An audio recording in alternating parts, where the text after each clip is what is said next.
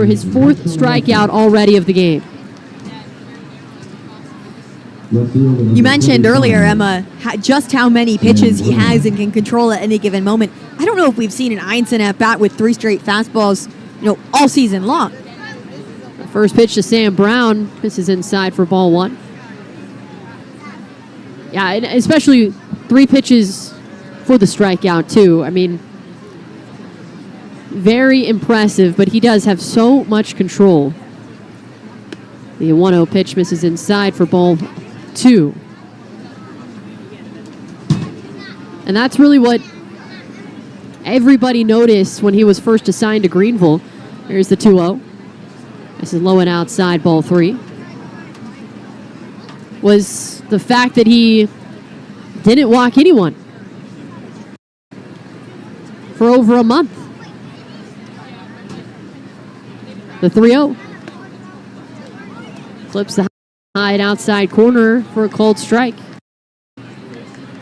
It's definitely an unrealistic expectation to come up to Double-A and continue to not walk anyone. That hasn't been the case, but for the most part, the walks haven't clearly.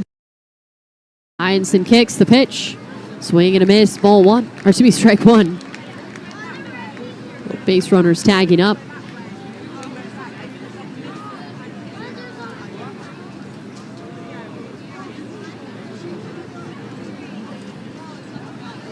Right-hander glances back to second.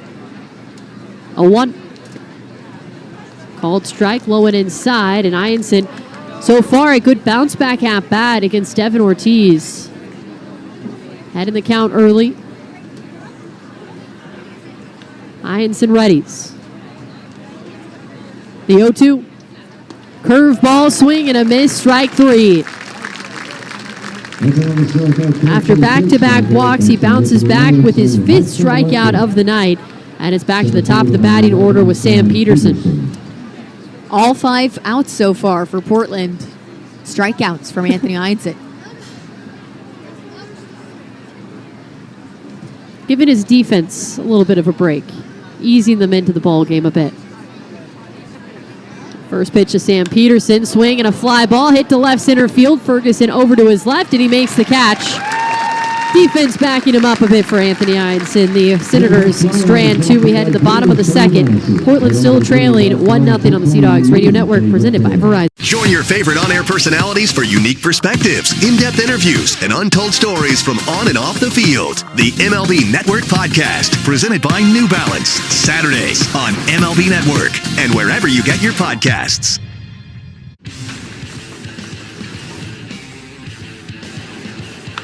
There's a line drive, 1 hop past the diving shortstop, Kason Cunningham, around first. Weidman is on his way to second. The ball goes all the way to the wall. The ball got stuck under the fence. Let's see what they call it. It's a home run. Rothermel's delivery. Weidman hits a high fly ball deep to center field. And if the inside the Parker wasn't enough, he does it the old-fashioned way. The people are welcoming, they're loving, they're caring. So if you're looking for a familial feel, definitely Asheville. It's Asheville. That's all you got to say. Yeah.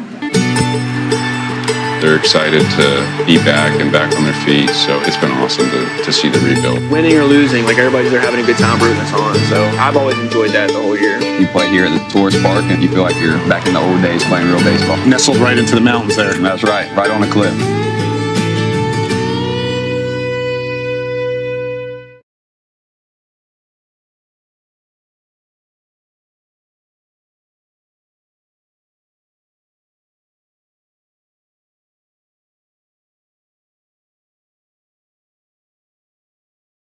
On.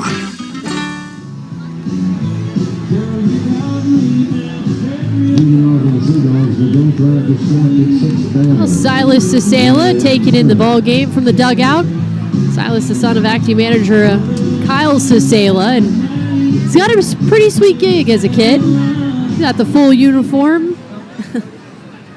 Bat boy for the Sea Dogs when he's in town. As the first pitch misses high to Will Turner for ball 1. He just looks like one of the guys. He's got his foot up. He's chilling. He's just hanging out. Chilling like a villain. There's the 1-0 to Will Turner. Called strike on the inside part of the plate. I will say, Silas has grew up over the last season or so. He was a bat boy for us last year as well, but he was a lot smaller, and sometimes it took him a little while to collect all the equipment and the bats that he had to pick up, and the fans really rooted for Silas as he would make his way to the dugout, holding all the elbow guards and the shin guards, everything. Silas picked it all up. Now he's a little bit taller this season and can handle a little bit more. Here's the 3-1 to Turner. Swing, and he fouls it back and out of play. The count goes full. Sea Dogs trailing 1-0 behind the Harrisburg Senators.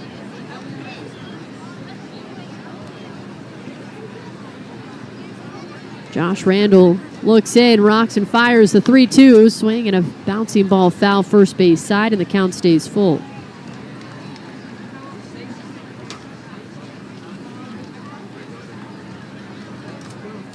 Josh Randall, a strikeout, issued a walk, pitched around some traffic. It's Turner now, lines it hard down the right field line into the corner. Rounds first, heading into second as White throws it in. It's a leadoff double for the Sea Dogs in the bottom of the second. For Will Turner, his 6th double of the season, and just a really, really clutch piece of hitting. And a 1-0 ball game, and now Portland has the tying run in scoring position and nobody out. Couldn't have spotted that one better up the first baseline. Barely snuck into foul territory all the way deep into the corner. 101 off the bat. And here is Max Ferguson.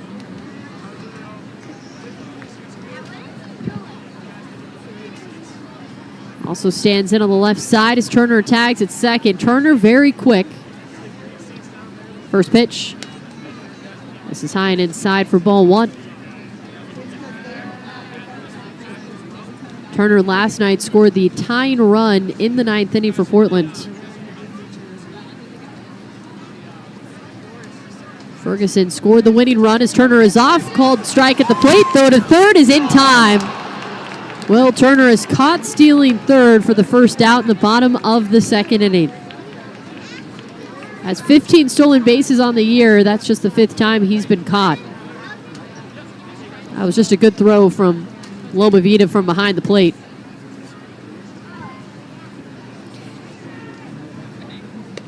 A 1-1 misses low and inside for ball 2.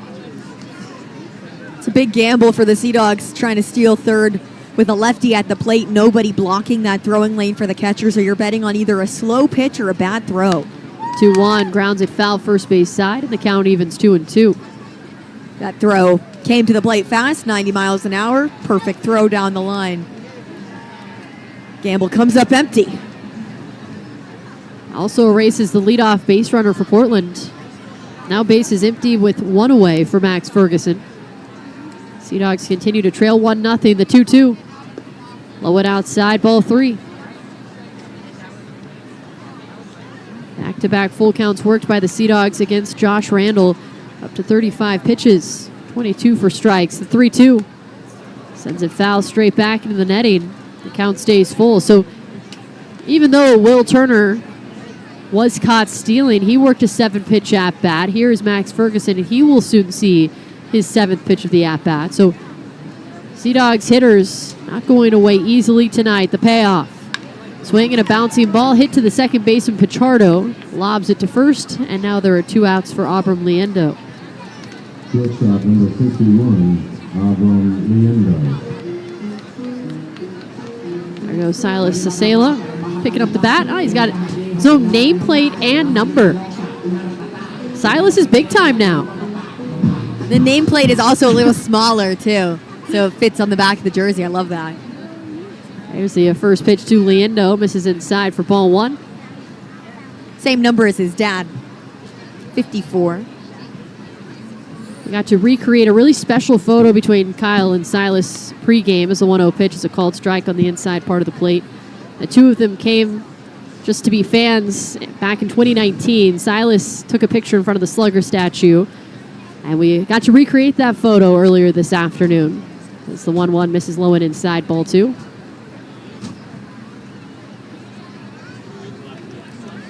The world works in amazing ways sometimes. 2-1. This is high and inside, ball 3. Liendo taking a page out of the book of Will Turner, and Max Ferguson just being patient against Josh Randall. 3-1. Swing and a foul tip. Strike 2, and that is 3 consecutive full counts worked against Randall here in the bottom of the second. The Sea Dogs were able to chase yesterday's starter Alex Clemmie out of the game earlier than expected in just the 3rd inning. They could rack up this pitch count. They could get Harrisburg to the bullpen quickly tonight, too. Time is called as Liendo steps out.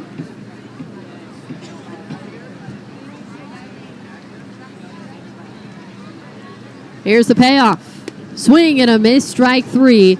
Out number 3 in the bottom of the second. We head to the top of the 3rd. Portland still trailing 1-0 on the Sea Dogs Radio Network, presented by Verizon. You can't see the heritage that goes back over 100 years.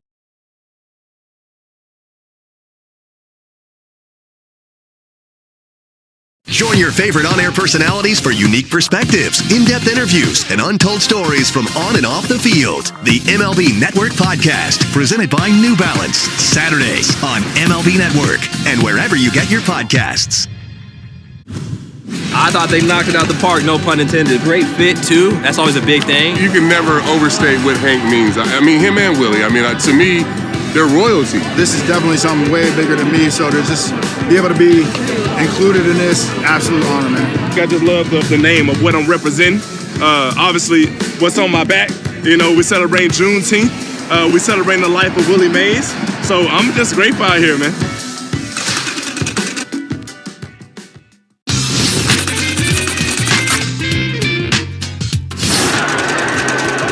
Stottlemyre still wants somebody. There's Randy Johnson, the big unit.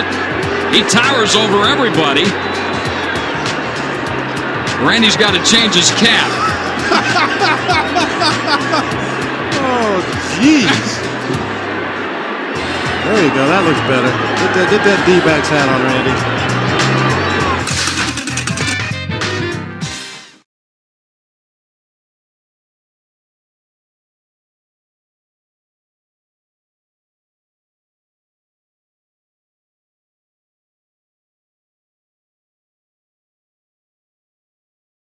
Local Verizon store today to check out the best value guarantee for new and existing customers. You can lock in a low price for 3 years on mobile and home internet plans.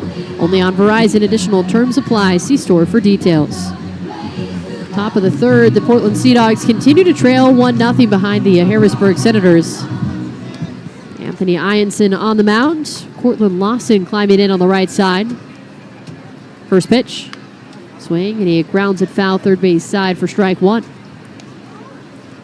First pitch slider from Anthony Ianson. We saw quite a few fastballs back in the second. Mostly breaking pitches in the first. 0-1. Inside, and the count evens 1 ball and 1 strike with the curveball.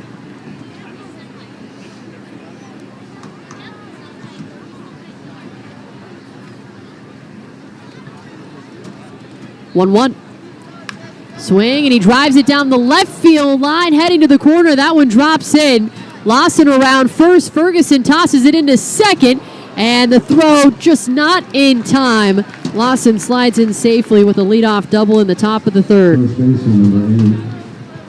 What a throw from Ferguson, though. Ferguson was at the monster, threw that in the air to second base. Definitely a much closer play than maybe would be expected, but Ferguson has a really strong arm. Typically we see him in the infield, but can showcase it in the outfield. Lawson in at second. Here is Brandon Bossier, and he had the RBI single back in the first inning for Harrisburg. First pitch, a swing and a miss for strike 1 with the fastball.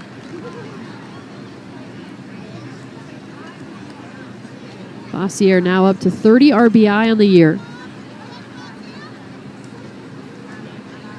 Ianson sets. The 0-1. Called strike 2, low and outside. Pinpoints it with the fastball at 93. Infield shifted slightly to the right side. Ianson sets. The 0-2. Curve ball, and it just misses outside. Ball 1.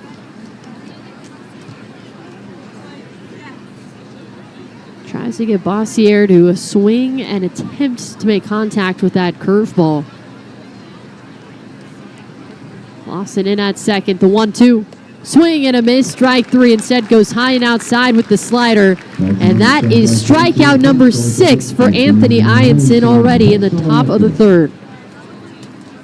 Second baseman number 16, Curvin Pichardo. Here is Curvin Pichardo. He now has over 10 more strikeouts than he has innings pitched for Portland this season. First pitch to Pichardo misses low and outside for ball 1.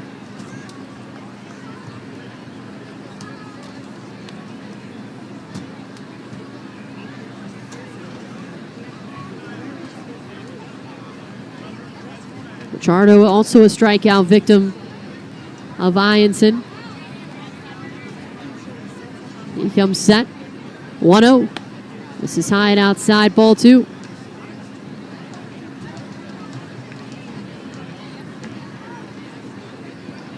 Still a one-run game. Harrisburg looking to add on to that with the runner at second in the 2-0. Called strike on the low and inside corner. Now this season, Ianson, 11.87 strikeouts per 9 innings.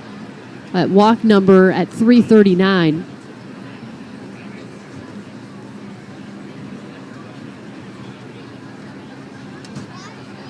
That was coming into tonight's game, of course. The 2-1.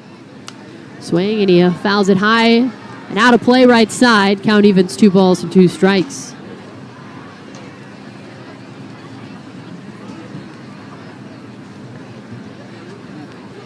I don't really want to get in the weeds of the rest of the advanced stats, but he's averaging less than a home run per 9 innings. Like, he just does not give up fly balls very often. Primarily ground balls if he's not striking out guys. That's already 6 strikeouts so far here in the top of the third with 1 away.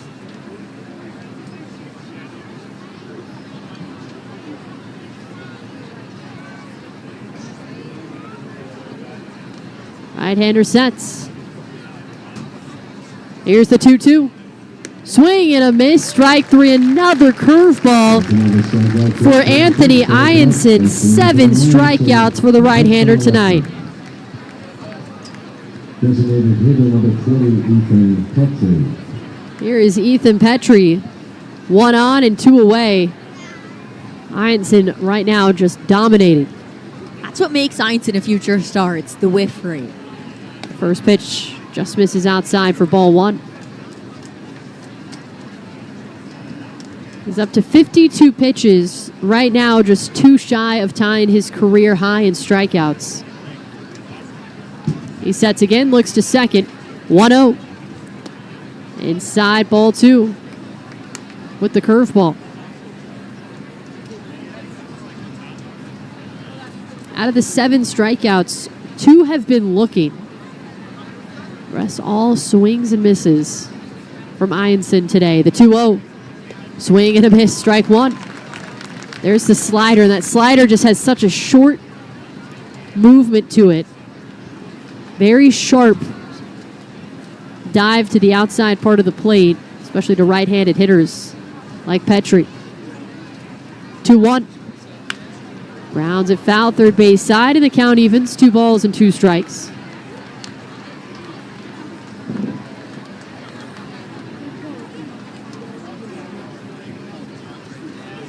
Austin tags at second. Sea Dogs trailing 1-0 with Harrisburg out in front.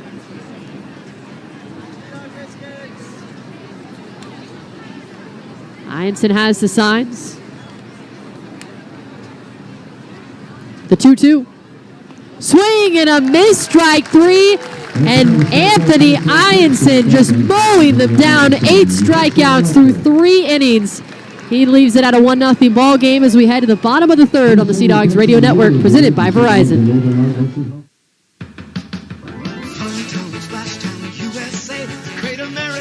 Join your favorite on-air personalities for unique perspectives, in-depth interviews, and untold stories from on and off the field. The MLB Network Podcast, presented by New Balance. Saturdays on MLB Network and wherever you get your podcasts. I'm Jonathan Mayo, and for more than 20 years, I've traced the path of baseball's rising stars, navigating the back roads of the national pastime and basking in the glow of small-town America's spirit, where the team is woven into the fabric of everyday life, where it's more than just a game. It's a celebration of the people, the traditions, and the culture that give these places their soul. This is Grassroots. The people are welcoming, they're loving, they're caring. So if you're looking for a familial feel, definitely Asheville. It's Asheville. That's all you got to say. They're excited to be back and back on their feet, so it's been awesome to see the rebuild. Winning or losing, like everybody's there having a good time rooting us on. So I've always enjoyed that the whole year. You play here at the tourist park and you feel like you're back in the old days playing real baseball. Nestled right into the mountains there. That's right on a cliff.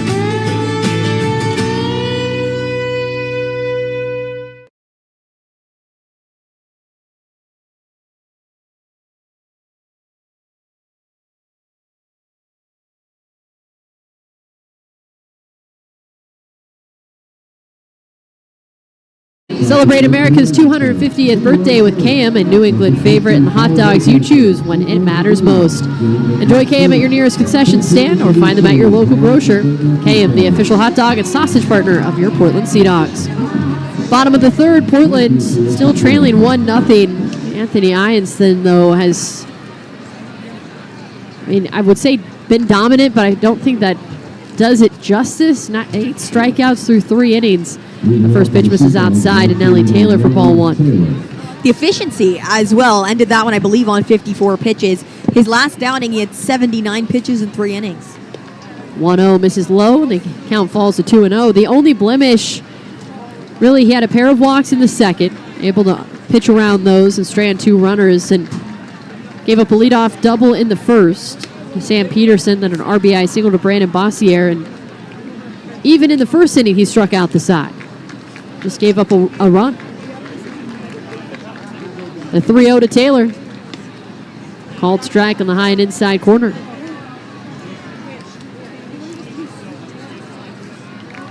Josh Randall has been really solid. He's had to pitch around some traffic behind him as well. The 3-1 swing and a miss. The count goes full as Taylor tries to speed up to the fastball.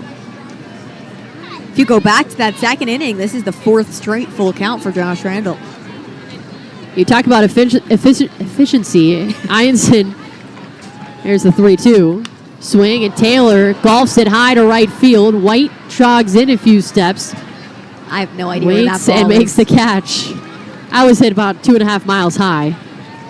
And that's the first down the bottom of the third. But Ianson's pitch count right now is at 56. Randall with 1 out in the bottom of the third is at 50.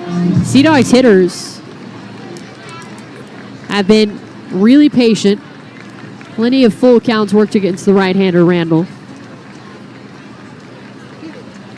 Roxon fires the first pitch. Called strike on the low and outside corner.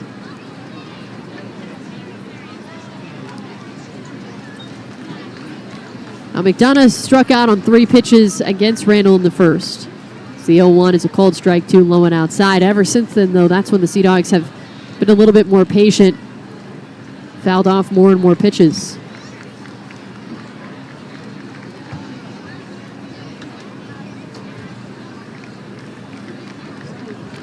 Oh, 2 to McDonough. Misses outside, ball 1.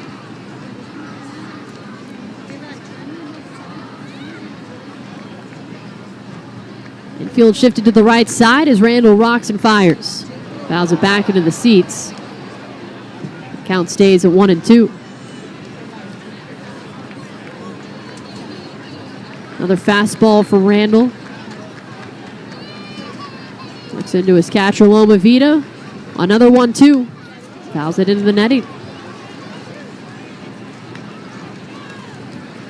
McDonough left Portland in May on a 9-game hitting streak.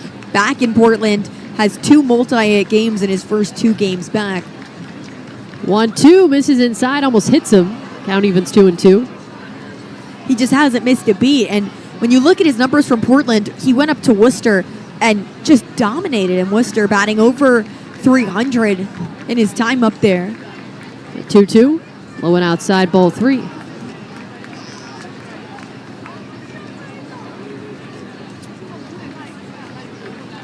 So now with that almost 2-month gap in between, it's an 11-game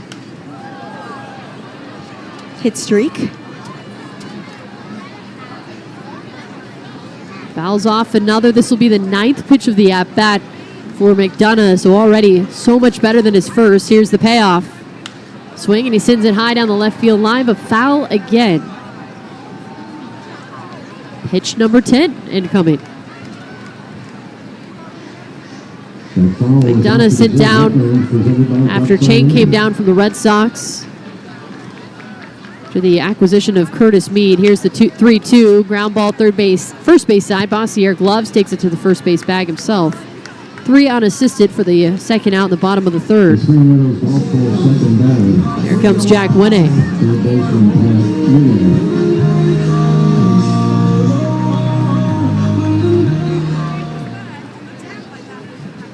Winnie worked the count full against Randall in the first, drew the walk. Stands in on the right side, the pitch. Grounds at first base side, out of the reach of Bossier. Down the right field line, Winnie around first, decides to hold. And it's a 2-out single for Jack Winnie in the bottom of the third. And he just continues to manage to find ways to get on base, this time with his first hit of the night.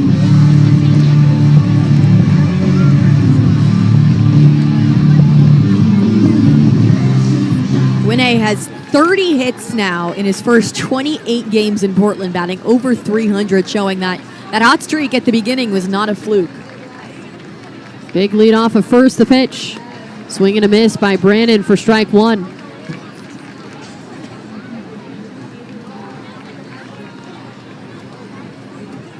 Winnie tags at first. Tying run for the Sea Dogs. Go ahead run at the plate. 0-1. Bounces it foul, third base side for strike 2.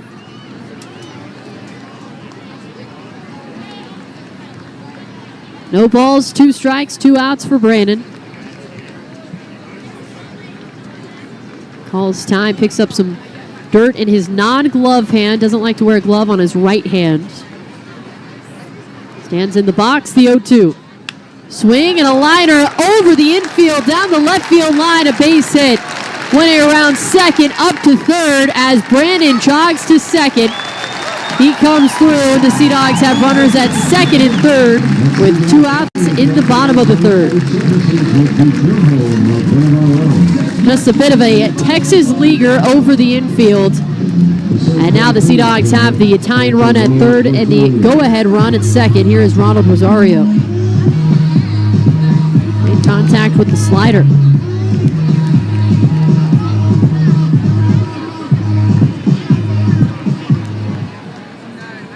Rosario hitting .273, had a fly out to center field in the first. First pitch. Misses outside, ball 1.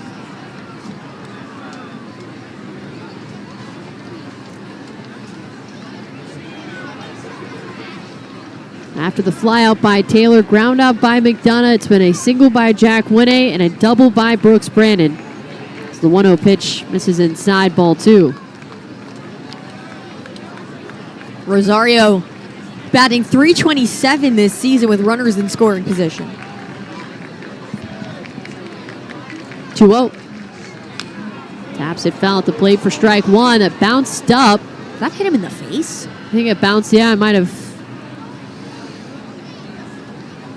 got him possibly in the chin. Assistant athletic trainer Shelby Perry out. Well, it might have got him in the nose. Forehead area, yeah.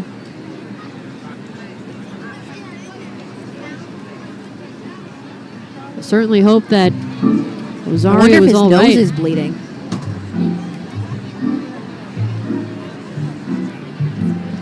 Kyle Schmidt, the defensive coach, and Kyle Cicela, acting manager, looking on.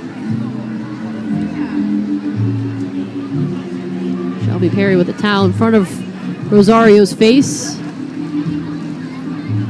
Now hitting coach Trevor Burmeister heading out, checking on Rosario as well.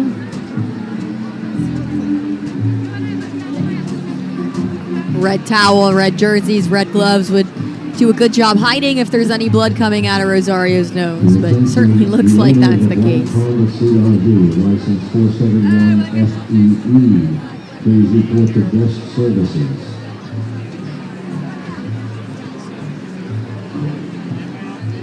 Seems to be all right, just utilizing the towel a little bit, maybe just kind of scrunching his nose up a little bit. Home plate umpire Garrett Griffin looking on as well as Trevor Burmeister heads back to the dugout. And Rosario's going to stay in the game, puts the batting helmet back on and the glasses. A good applause here for Sea Dogs fans.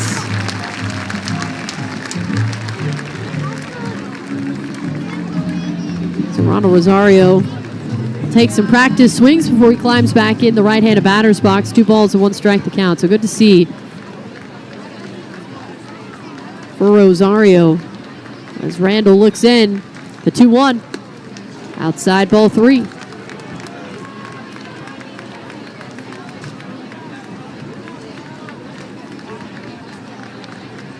One A tags at third. Brandon at second. Here's the 3-1. Clips the low and outside corner, and the count goes full yet again. Sea Dogs hitters just so patient. Rosario calls time. Randall rocks and fires the payoff. Hit on the ground, third base side, and Ortiz can't glove it. Rolls into left field. 1A scores. Here is Brandon as Rosario jogs into second. Sea Dogs take the 2-1 lead in the bottom of the third. Second error of the night already for Ortiz at the hot corner, and that one could not be more costly.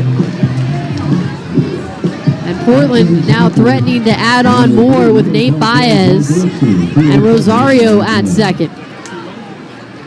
That one was just 85 off the bat. It wasn't even a rocket up the line. Time is called. Here comes the infield in to talk with Josh Randall ahead of Nate Baez. The Sea Dogs capitalizing on these fielding errors by Harrisburg.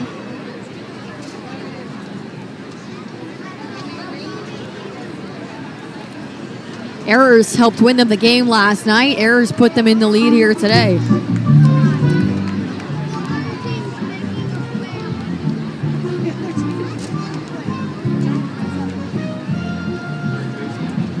So Portland looking to capitalize with more than 2 runs if possible. Still a 1-run game. Portland out in front.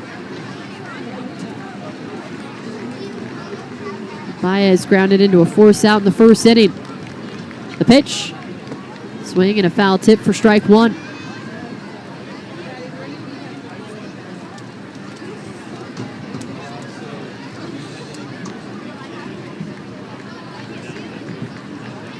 Randall looks back to second.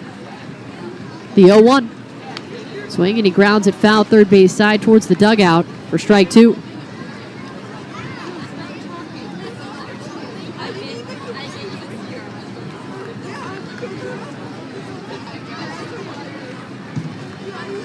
Randall spinning the ball behind his back on his right side. He sets the 0-2.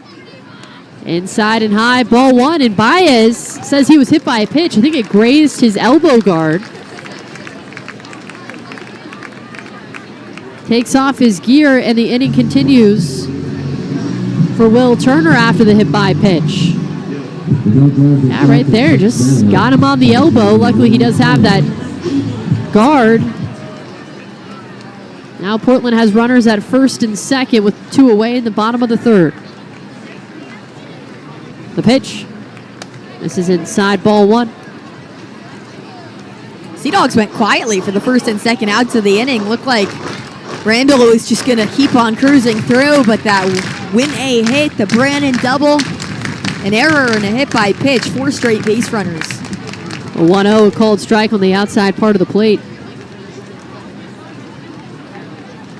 And that error should have ended the inning, but instead it allowed those 2 runs to score and has opened the door even wider for Portland. The 1-1, swing and a foul tip for strike 2.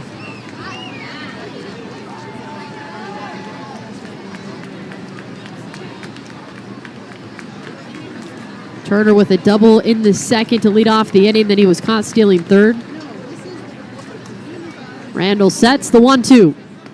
Check swing. He went around for strike 3 and out number 3 in the bottom of the third. But the Sea Dogs take the 2-1 lead. So head to the top of the 4th in Portland on the Sea Dogs Radio Network. Presented. Join your favorite on-air personalities for unique perspectives, in-depth interviews, and untold stories from on and off the field. The MLB Network Podcast, presented by New Balance. Saturdays on MLB Network and wherever you get your podcasts.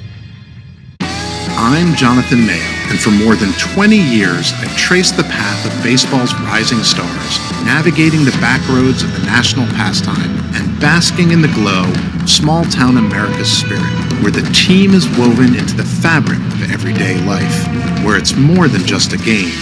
It's a celebration of the people, the traditions, and the culture that give these places their soul. This is Grassroots.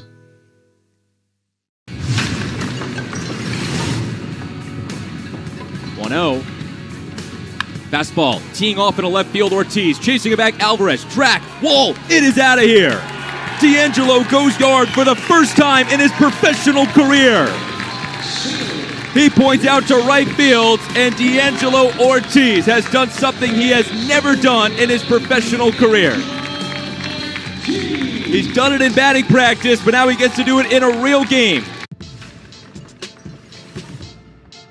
He throws a 1-0 to Gorson. Drives one deep to right. This is trouble as Cox moving back toward the bullpen. He hops in the air, and he brought it back. Jonah Cox, what a grab.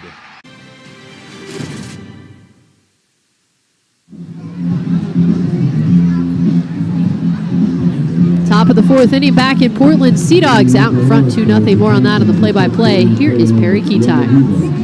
Thank you so much, Emma. Anthony Ianson back out. The entire infield in the shade now, except for Brooks Brannon at first base. Some sun rays still striping across the field.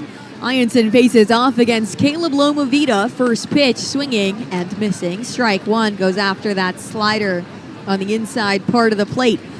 Ianson, out of the 9 total outs recorded, 8 have been strikeouts today. The 0-1. Spikes it down low, ball 1. Ianson chasing his career high, which is 9 strikeouts. At just 58 pitches right now, the 1-1. Curveball can't come down enough for ball 2.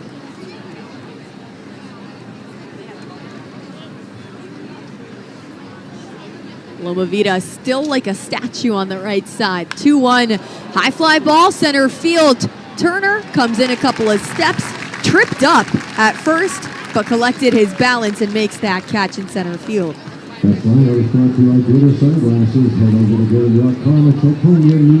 Something about that center field grass has been slippery for the guys in this series. But Turner able to get that first out. 1 gone for Sam Brown. Ianson kicks and delivers. That's a well-hit ball, deep center field. Turner in front of the warning track makes the catch again. 2 straight flyouts to center field. That one made it about 370 feet, needed 400 to get out of the ballpark.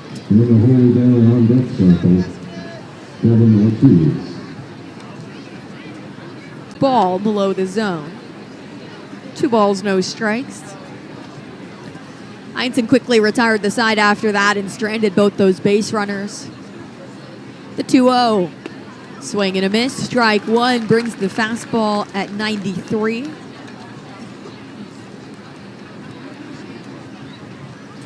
Jay White.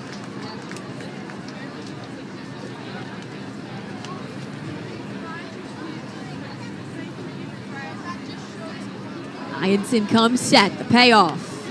Fouled left side and into the stands. TJ White staying alive. Sea Dogs leading 2-1 after a costly Harrisburg error gave them the lead in the bottom of the third. Another payoff. Swing and a miss, strike three. Anthony Ianson ties his career high. Number 9 continues to deal. We go to the bottom of the fourth on the This Saturday, from historic Rickwood Field, a diverse roster of high school players look to take their game to the next level. The Hank Aaron Invitational Showcase Game. This Saturday at 1 p.m. Eastern on MLB Network. He fires. Crushed. Right center field has Jordan on the move back to the fence. At the wall, that is gone. And it's a grand slam for Briseño.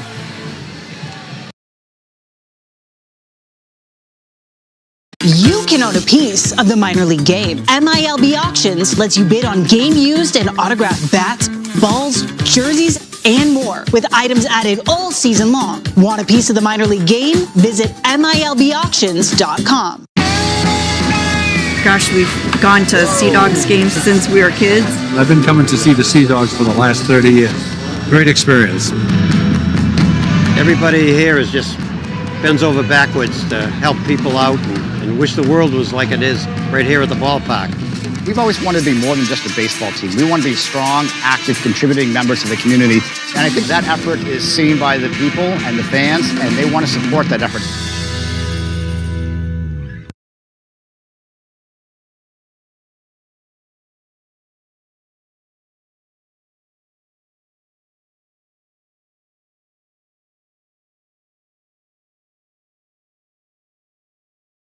For every financial need, we'll meet you in the moment. KeyBank opens doors. Leading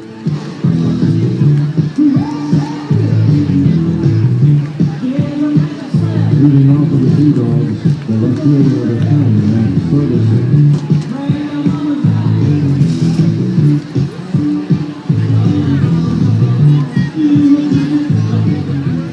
Bottom of the fourth, 7, 8, and 9 due up for the Sea Dogs. Max Ferguson leads off. Abram Liendo on deck. Ferguson lays down a bunt up the third base line, but it rolls foul for strike one. Infield playing a little pulled to the right. Third baseman Ortiz, and at the corner, a pair of errors by the third baseman today. The 0-1. Swing and a miss for Ferguson. He's down 0-2, grounded out to the second baseman, his first time up in the second inning. Ferguson, one of two players who came down from AAA along with Tyler McDonough earlier in the week. The 0-2.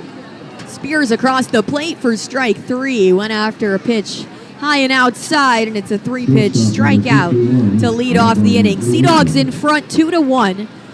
2 runs on 3 hits, no errors for Portland. Harrisburg 1 run on 3 hits with 2 errors. Here comes Abram Liendo, 0 for 1 with a strikeout. First pitch right down the middle with the sinker for a called strike one. Infield moves back to regular spacing. Liendo can spray it all over the place. We saw his walk-off last night, a single to right field. The 0-1 is a line to third base, and Ortiz makes that grab. 102 off the bat from Liendo. He's been getting that velocity up on the exit velocity, I should say, up, and that L5 is the second out of the inning. Here comes the bottom of the order, Nellie Taylor. A little bit of a good redemption out for Ortiz, who's committed a couple of errors tonight. Foul ball, right side or left side out of play. Taylor flew out to right field, his first time up in the third inning. Sea Dogs scored both of their runs on an E5 by Ortiz. The 0-1 misses outside, ball one. Runners on second and third with 2 outs at that point. Rosario hits it up the third baseline. The 1-1 high for ball 2. Ortiz lets it get past him. 2 runs score. Sea Dogs in front. Portland didn't lead all of yesterday. The 2-1 misses outside, ball 3. They tied the game at one point in the 6th, but fell behind immediately after that, and it was 4-3 until the bottom of the 9th when they walked it off. That was their first lead of the night, the 3-1. Taylor on a line into right field. That gets past the second baseman, Pichardo. Takes a round but stops at first. It's a 2-out single for Taylor. That flips the order back to the top. Tyler McDonough up for the 3rd time today. First time up, a 3-pitch strikeout. Second time up, dragged that at bat, nearly 10 pitches before grounding out to the third baseman. But before we see Tyler McDonough, we have Delino DeShields out of the dugout. Manager for the Harrisburg Senators, a new pitcher coming out. We'll take a break, be right back on the Sea Dogs Radio Network, presented by Verizon. Leading off the top of the first inning is the Substance Ale, Bissell Brothers flagship IPA. Hailing from Portland, Maine, standing at 16 ounces tall, Subby, as his teammates call him, was This Saturday, from historic Rickwood Field, a diverse roster of high school players look to take their game to the next level. The Hank Aaron Invitational Showcase Game. This Saturday at 1 p.m. Eastern on MLB Network.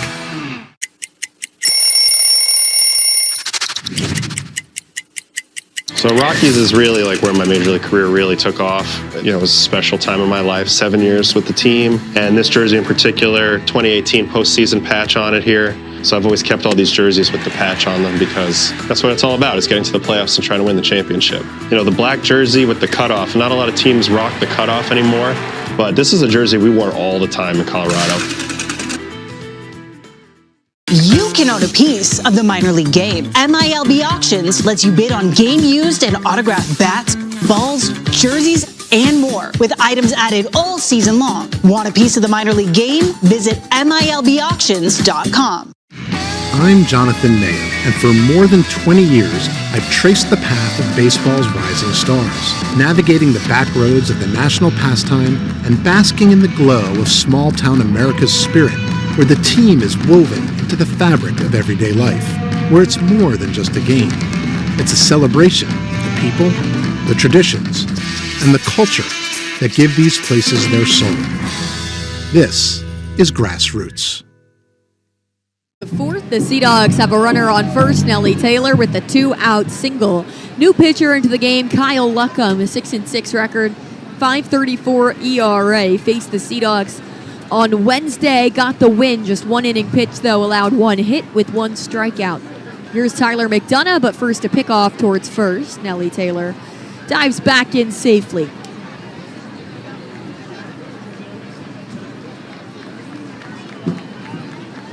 McDonough set up on the left side, the switch hitter, always playing the opposite. First pitch. Checks his swing, leaves it up high, ball 1.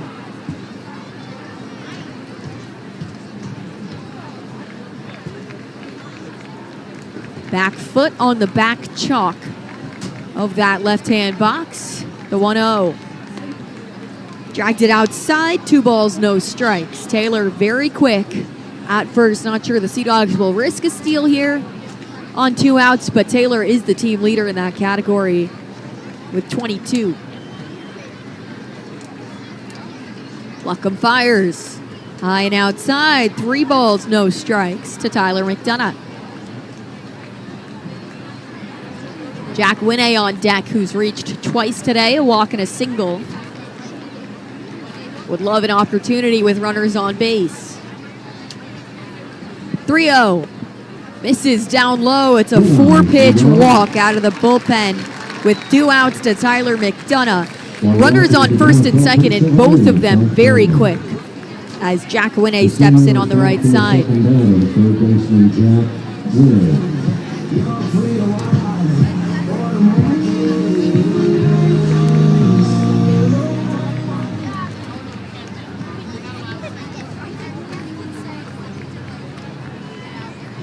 Taylor with a big lead at second. McDonough similar at first. First pitch, Winne swinging for the fences, but misses on top of a cutter for strike 1.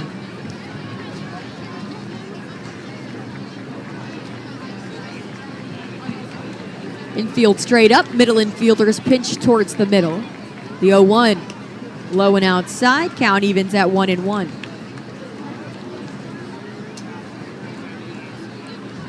Jack Winne batted .255 through the first half with Greenville, .302 entering the day. Has shown power as well. 1-1. This is inside, almost hits him. He gets out of the way. Already 6 doubles here in Double-A, which is more than he had in all of the first half of the season in Greenville. He had just 5 doubles in 56 games. Here he has 6 doubles in 27 games with 4 home runs. 2-1. Swing and a miss. Fastball up high in the zone. Strike 2.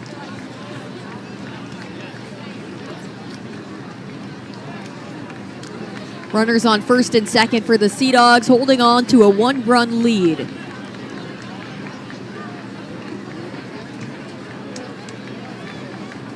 Winne resets. Luckham rocking back and forth. 2-2 pitch. Low and outside, and the count is full.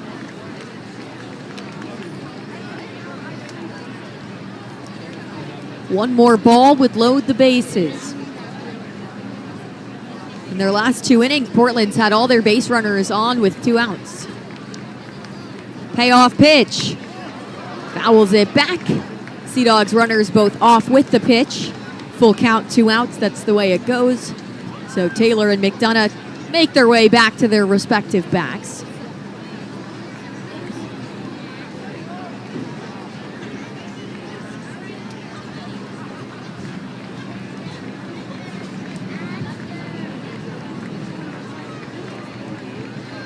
Luckham with his glove folded at his chest, looks in, shakes one off, now comes set.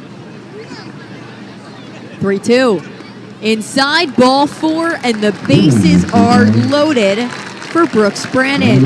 Back-to-back walks out of the bullpen. Luckham comes in to replace the starter, Josh Randall. That one a competitive at-bat for Winne. To McDonough, it was a 4-pitch walk. And now you've got Brooks Brannon, who reached on an error in the first, doubled and scored in the third.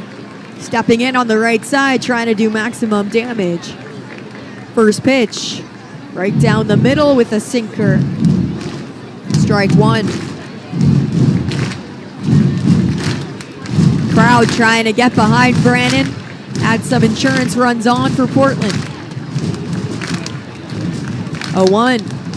Swing and a miss from Brannon at the sinker inside. And he's down 0-2.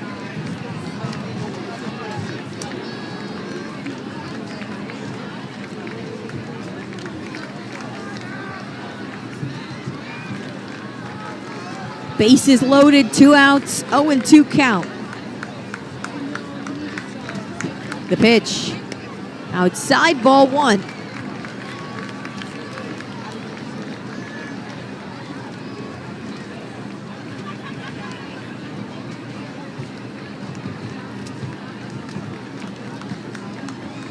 He loads back up on the right side.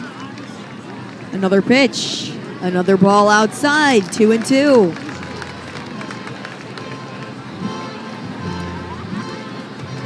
Brannon staying patient, not trying to reach for anything outside the zone. That last one wasn't particularly close.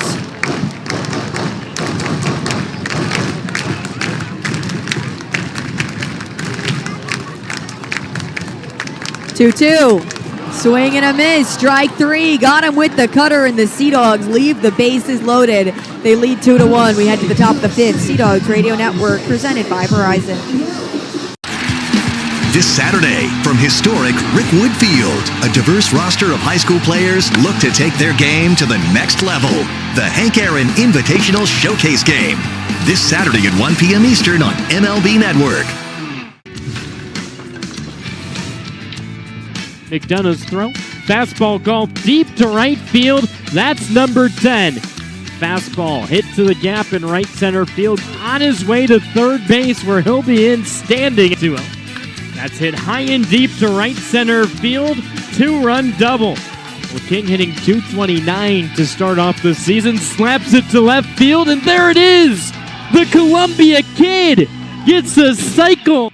You can own a piece of the minor league game. MILB Auctions lets you bid on game-used and autographed bats, balls, jerseys, and more, with items added all season long. Want a piece of the minor league game? Visit MILBauctions.com. Next, Davlin swings, hammered in the air, no doubt shot for Chuck. That was pretty at 417 feet from home plate. Payoff pitch. Davlin swings, hammered in the air to right field, and gone! A 2-homer inning, punctuated with a grand slam. I'm Dexter at Row in sales. We really do work harder for your business.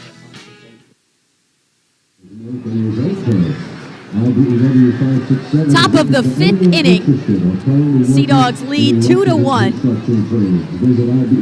And Anthony Ianson is back out for another inning of work. At just 68 pitches, Ianson has tied his career high with 9 strikeouts. That career high was set in high A on April 25th. Deals a first pitch ball to Devin Ortiz. So Ianson already has his Double-A career high, but trying to go for more. 1-0 on the ground to short, gloved by Liendo. The throw to first, a 1-bouncer, gloved by Brennan.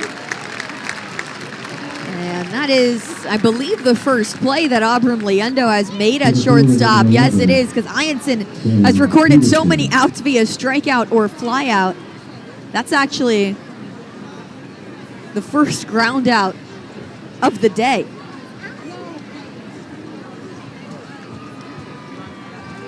For Harrisburg, that is. First pitch, foul ball right side, out of play for the leadoff man, Sam Peterson. Peterson 1 for 2 today, doubled and scored. Harrisburg's lone run in the first, flew out to left field in the second. 0-1, swings and misses at a nasty looking curveball, low and outside. And he's quickly down 0-2.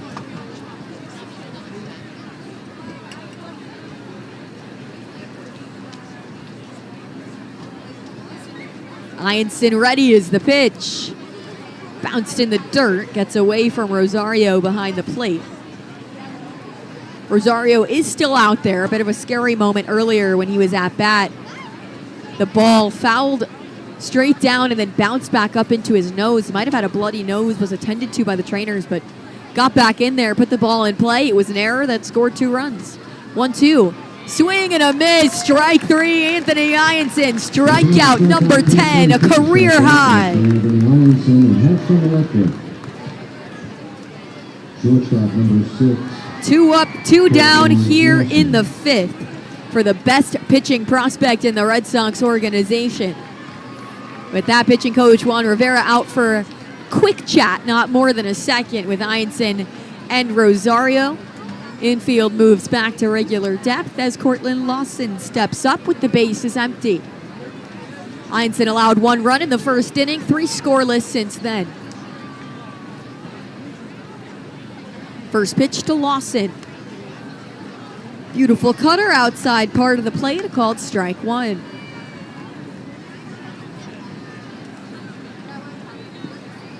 Deep breath into the motion. Another one right down the middle, a fastball at 95, strike 2. At 76 pitches, season high 79.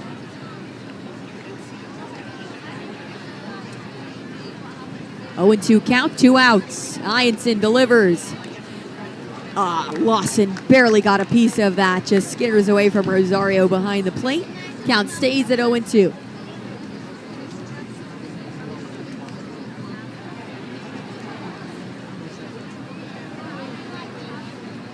Another 0-2.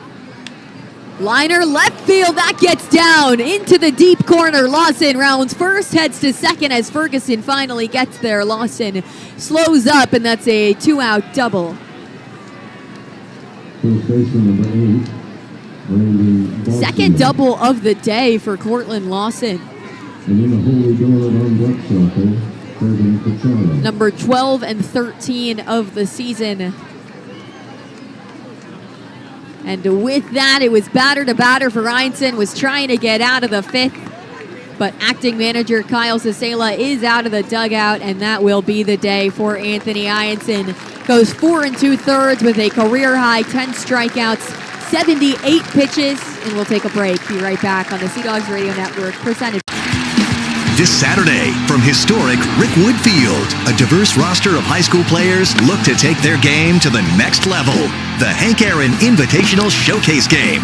This Saturday at 1 p.m. Eastern on MLB Network.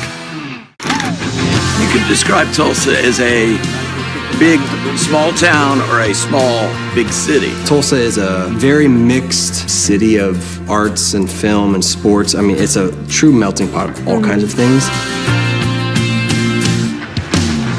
Professional baseball in Tulsa, it's actually older than the state of Oklahoma. It's nice to play in front of, fans that you see on a daily basis.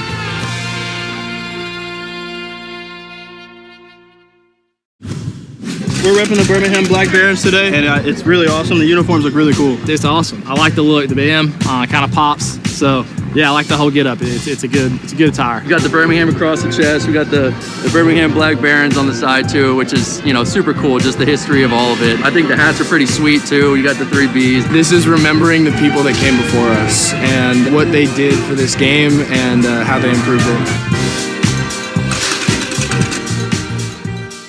You can own a piece of the minor league game. MILB Auctions lets you bid on game used and autographed bats, balls, jerseys, and more, with items added all season long. Want a piece of the minor league game? Visit MILBauctions.com. Who's that? Lou Yelland? Yes.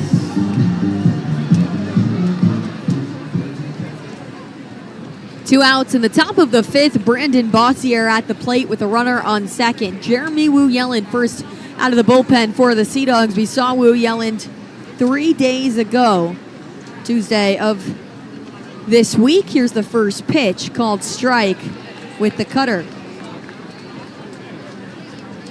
After a couple shaky outings at the beginning of the season, Wu Yelland has looked really strong recently. Comes out of a 3/4 arm slot, slings that left arm across his body. The 0-1. Foul ball, left side out of play. It's 0-2 for Bossier.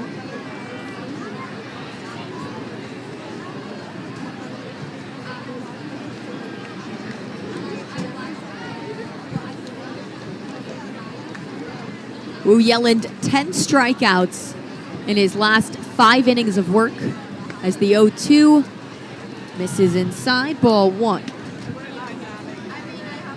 Got the win on July 24th at Binghamton. 3 scoreless innings, gave up just 1 hit with 6 strikeouts. Best outing of the season. 1-2 pitch. Gets away from Rosario behind the plate. And Lawson moves up to third on the wild pitch. Tying run 90 feet away for Harrisburg. Bossier had a 2-2 count with 2 outs. 1 for 2 today with an RBI single and a strikeout. Wu Yelland set up on the first base side of the rubber, kicking some dirt around the mound. The 2-2, high and outside.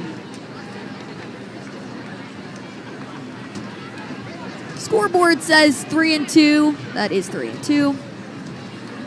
So the count is full, 2 outs. The payoff. Inside, ball 4. 4 straight balls from an 0-2 count, and there's runners on the corners for Kervin Pichardo. Pichardo has a pair of strikeouts on the day.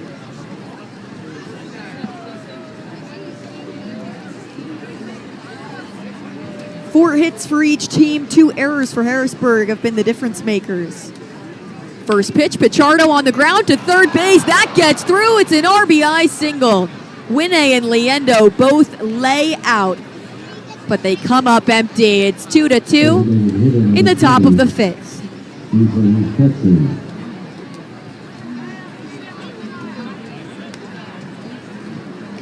101 off the bat, splits Winne and Liendo. Both had a chance at it, but max extension could not get them there. Runners on first and second for Ethan Petrie. First pitch, swing and a miss, strike one. Petrie 0 for 2, another pair of strikeouts.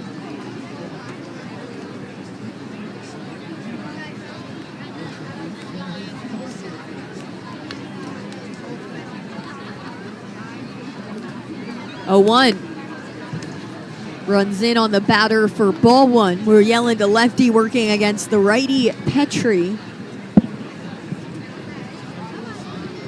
Because of that three-quarter arm slot, he's got a lot of horizontal break across the plate coming in on the batter. 1-1. This is at the top of the zone, ball 2.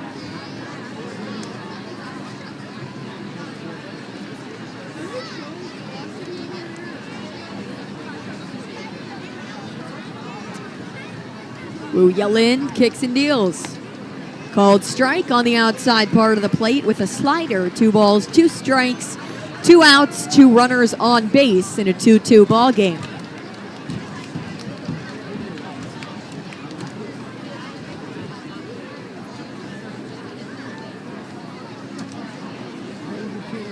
Bossier, the lead runner. Pichardo on first.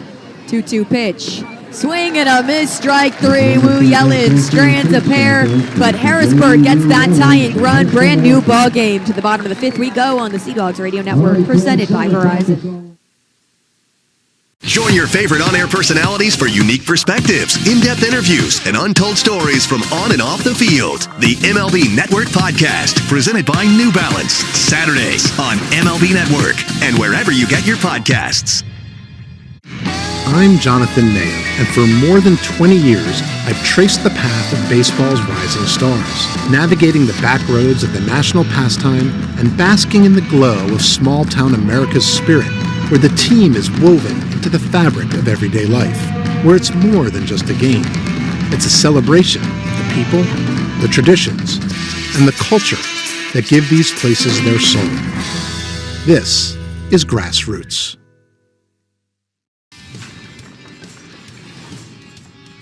Lapped out to center field. Clark a few steps back now, and he's got a sprint. Dives and makes the catch! Throw comes into third base. Morabito tags up and advances. Throw back to first, and they got Melendez in a pickle. And he hits a ground ball to the second baseman. Almoner has to sprint to first because the first baseman's not there. And a feet first slide, he hangs on, and the side is retired.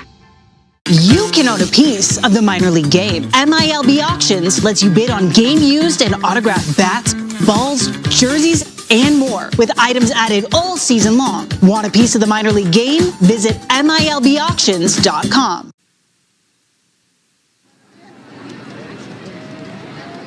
Moving off to the Sea Dogs, the Surf Pro cleanup hitter, Cancel Rosario. Bottom of the 5th. Ronald Rosario leads off. Sea Dogs and Senators tied up 2-2. Harrisburg got back that tying run in the 5th, courtesy of Kervin Pichardo.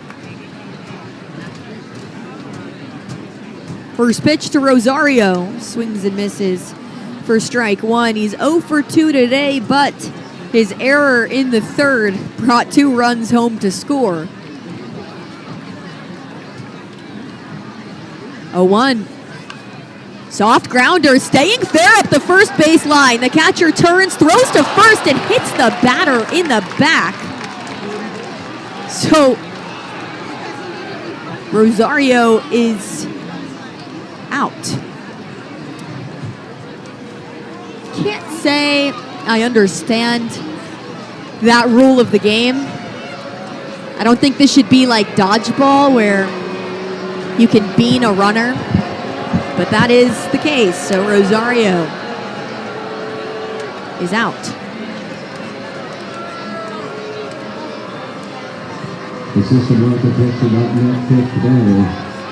Rosario just outside the baseline, running on the grass on the left side of the base path.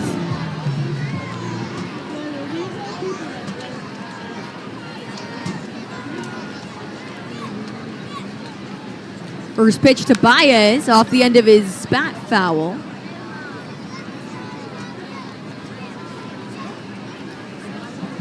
So it's an odd-looking line in the scorebook for Rosario tonight. A line out to center field, an E5 and batter's interference.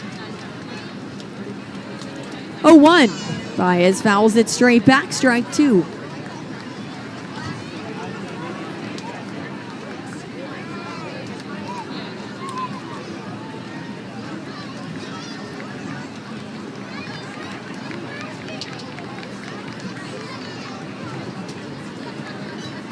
The pitch. High and inside, ball 1. Baez reached on a fielder's choice in the first, but it was the third out of the inning, so it's didn't actually reach base. Just goes in the scorebook as a fielder's choice. Taps that one off the end of his bat and foul.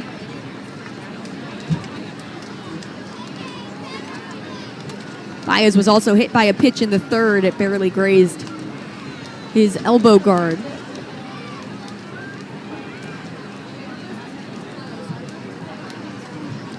Infield straight up against the designated hitter for the day. The 1-2.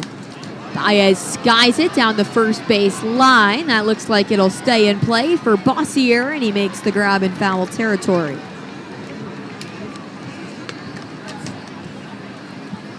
Two up, two down. Here comes Will Turner in a 2-2 ball game. Center fielder Will Turner.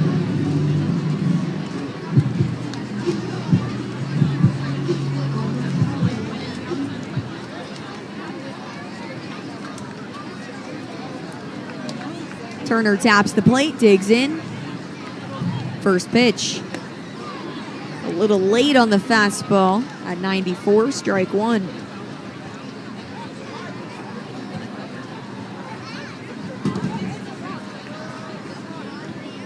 Oh, 1.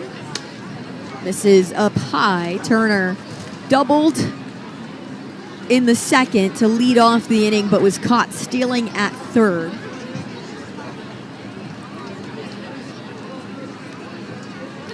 The 1-1. Called strike inside part of the plate. Also struck out in the third.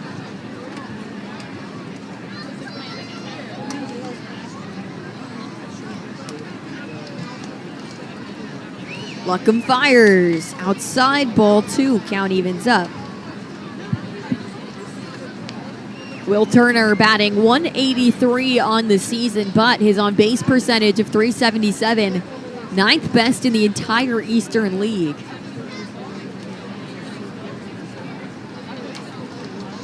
Two. Low and inside, that's ball 3. He's worked a full count.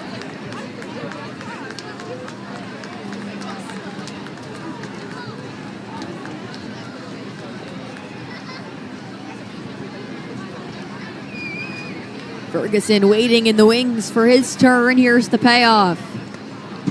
Outside, ball 4. Turner draws another walk, number 63 on the season. And for the third straight inning, the Sea Dogs' first 2 batters are retired, and then they get at least 1 base runner after that. These last 2 innings, they've actually put a number of guys on base. They brought 3 runs across in the third, stranded the bases loaded in the fourth. Ferguson 0 for 2, a ground out and a strikeout. Luckham turns back to first. That gets away from the first baseman, and Will Turner takes second. That ball was just thrown at the feet of Bossier. Third error already for Harrisburg, and E1. And there is a runner in scoring position for Ferguson. 2 outs and a runner on second. Takes away that force potentially at second as well. Infield shifted all the way to the right. Luckham checks on Turner. The pitch. This is down low, ball 1. Turner really didn't have a big lead when he was doing that, so he went back to first base on his feet. Was able to take off quickly when he saw the path of that ball. 1-0. This is inside to Ferguson. 2 balls, no strikes.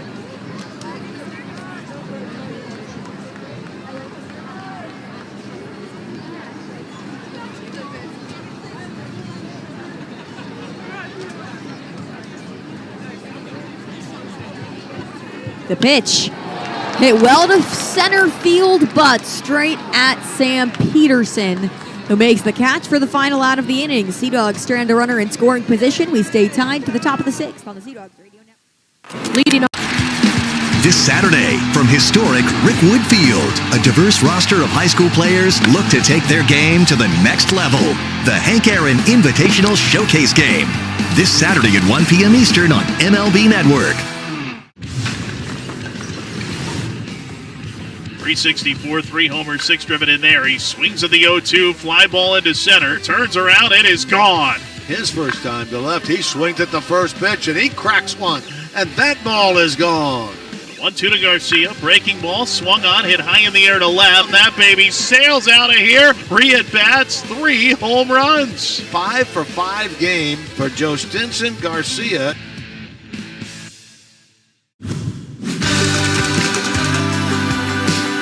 Each year now we have a contest for our patients that they can design the jersey that's worn by the players this evening. We do a jersey auction. The proceeds are raised to benefit Children's Hospital, and they have a chance to meet the players who wore the jerseys, get them autographed. We always talk about not playing for the name on the back, but when you feel like you're really playing for something and you're representing a community, it means a lot.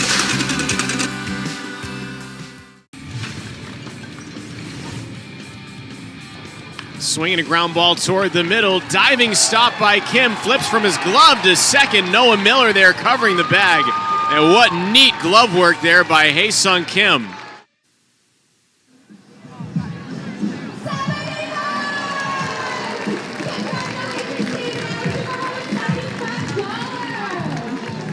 Top of the sixth inning, Jeremy Wu Yellen down for his first full inning of work. Came in relief of Anthony Ianson in the fifth. Walked a batter, gave up a single, but that run went against Ianson's record since it had been given up. The double to Cortland Lawson was who came around to score.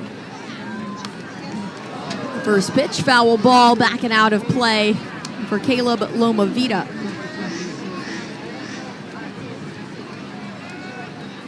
Lomavita 0 for 2, a strikeout and a flyout. The pitch. This is outside, ball 1.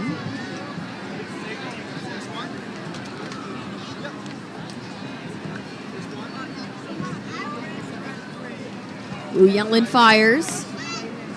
Catches the top of the zone, strike 2. Caleb Lomavita from Honolulu, Hawaii.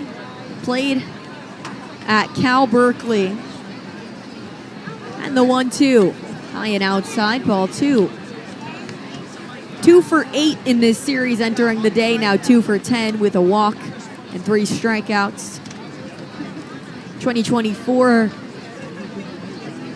first round draft pick by the Nationals as ball 3 runs in on the batter. And the count is full.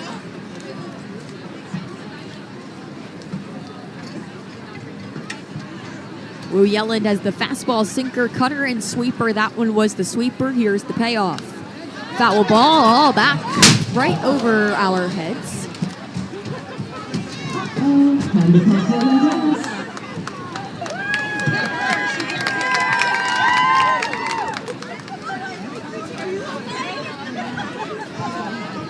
Payoff. Foul ball off of Rosario.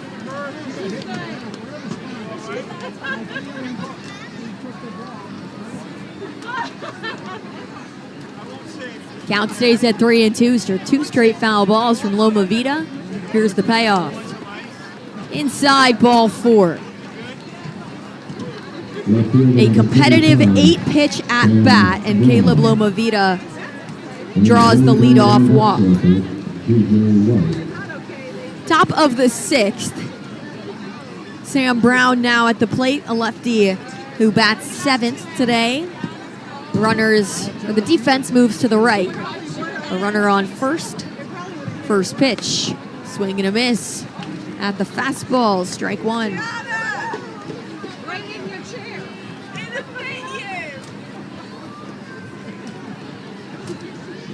Wu Yellen to lefty, so keeping an eye on that base runner. The 0-1. Another swing and a miss. Another fastball. Both 94 miles an hour. He's down 0-2. Brown 0 for 1 with a walk.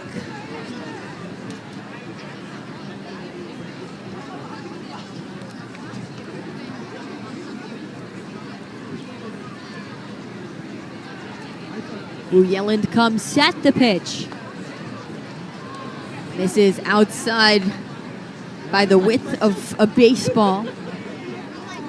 3 straight fastballs. It's 1-2. Nobody out and a runner on first.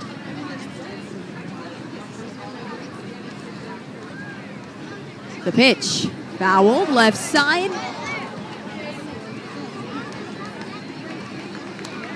Into the stands.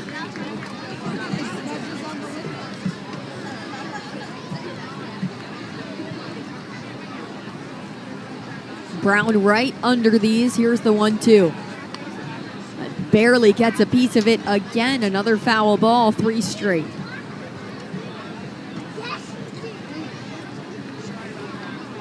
Yelland has shown the ability to go at least 2, if not 3 innings of work. Sea Dogs pretty short on arms this week after losing John Hollebet's Blake Wehunt last week as the 1-2 misses outside, ball 2.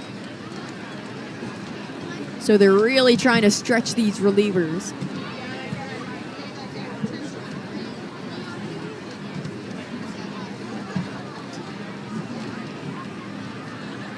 Two-two pitch. Another foul ball straight back into the net. Sam Brown is about to see pitch number 8. Wu Yelland up to 27 pitches through just a third of an inning. Has given up 2 hits and 2 walks. Or 1 hit and 2 walks. 2-2. Another foul ball straight back into the net. Sweeper that time. Sam Brown right on top of it.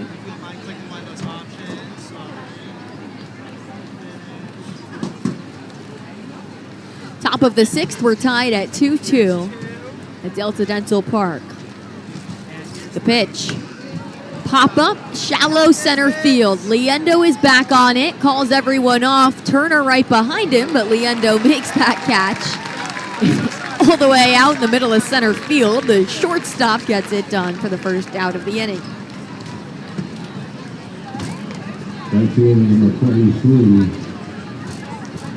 Loma Vida held up at first. Here comes TJ White, 0 for 1 with a walk.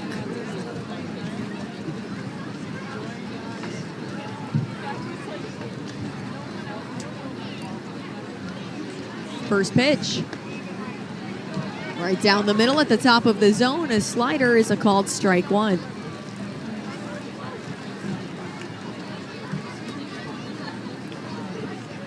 Loma Vida with a small lead. 0-1 pitch. This is up high, ball 1.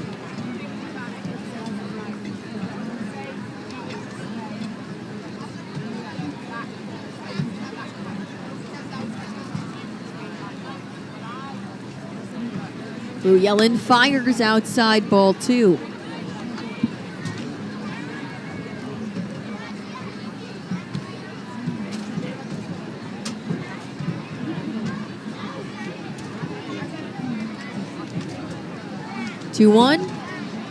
Low and inside, gets away from the catcher, and Loma Vida is up to second.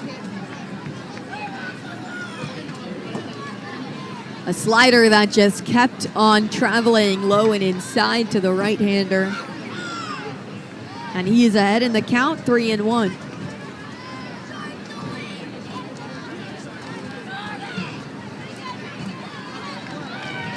One out, Wu Yelland takes a bend at the waist and looks in.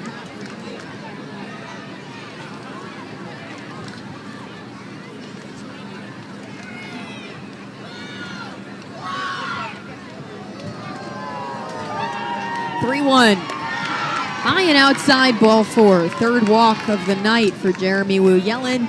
And there's runners on first and second with 1 out for the bottom of the order and Devin Ortiz.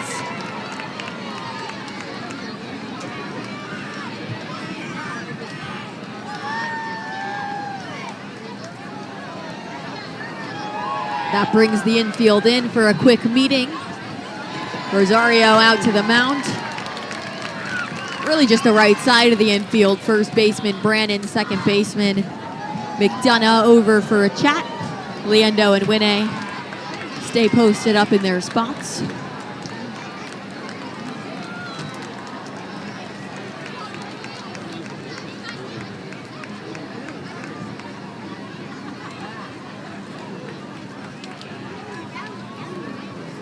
Fresh count for Devin Ortiz.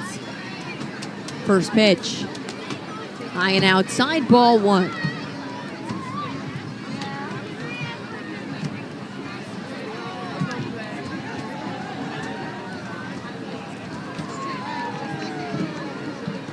One-oh. High and foul. That ball was somehow full contact, but Ortiz turned on it so far that he basically hit it backwards behind the plate. It wasn't like he was under it and it fouled backwards. He literally turned all the way around and hit that almost onto Park Avenue. Here's the 1-1. Another ball jammed foul, opposite side that time. Count moves to 1-2.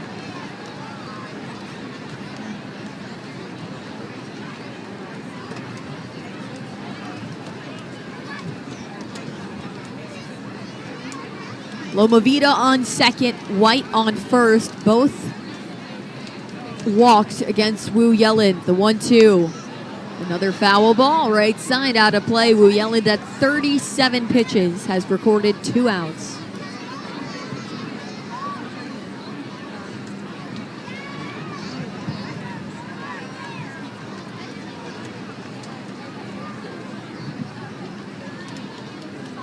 The 1-2. Pop up behind the plate. And into the concourse. Foul ball after foul ball. This is how it's been all series long. If you're wondering why these games are so long, blame Harrisburg for being on top of, but not quite, all of these baseballs. 4 consecutive foul balls in a row by Ortiz. Another 1-2. Thought that was going to be a called strike. 3 misses on the high and outside corner. 2 balls, 2 strikes.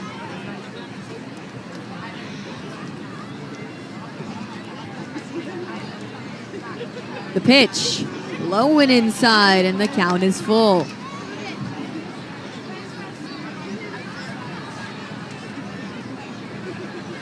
So we had a 9-pitch at-bat to Sam Brown, an 8-pitch at-bat to Caleb Lomavita that resulted in a walk. 6 pitches to TJ White. The payoff here is a deep drive foul left side out of play over the Sea Dogs clubhouse. We now have a at least 9-pitch at-bat to Devin Ortiz. 42 pitches for Jeremy Wu Yelland.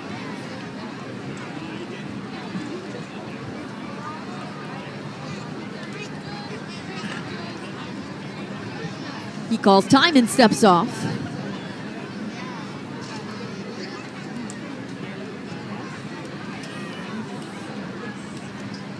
Another payoff. Ball 4, inside, bases loaded on walks. Center fielder number 11, Sam Peterson.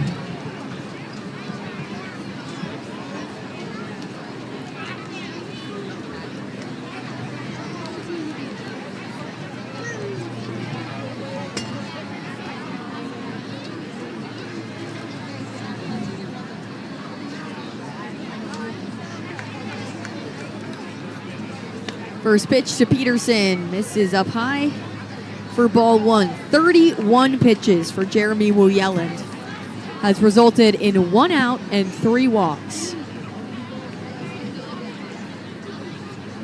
1-0. Into the zone with a fastball. It's 1-1. Sea Dogs would really love to induce a grounder in the infield here. Tie game 2-2. Trying to keep this run from scoring at any cost. The 1-1 pitch. This is head level against Peterson. Ball 2. Peterson 1 for 3. A double and scored in the first, a fly out and a strikeout.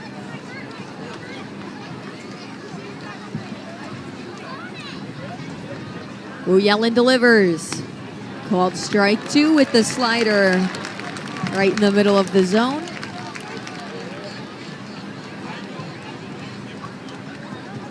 Brady Santa starting to warm up. You mentioned his pitch count now at 46.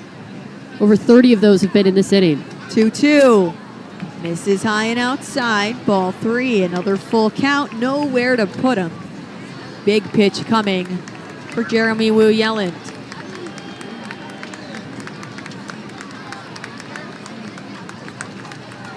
The lefty looks in. Here's the payoff. Ball 4 outside, and Wu Yellen walks in a run. 4 walks in the inning. Loma Vida comes home to score. Brown up to third. Ortiz at second. This has just been brutal for Wu Yellen.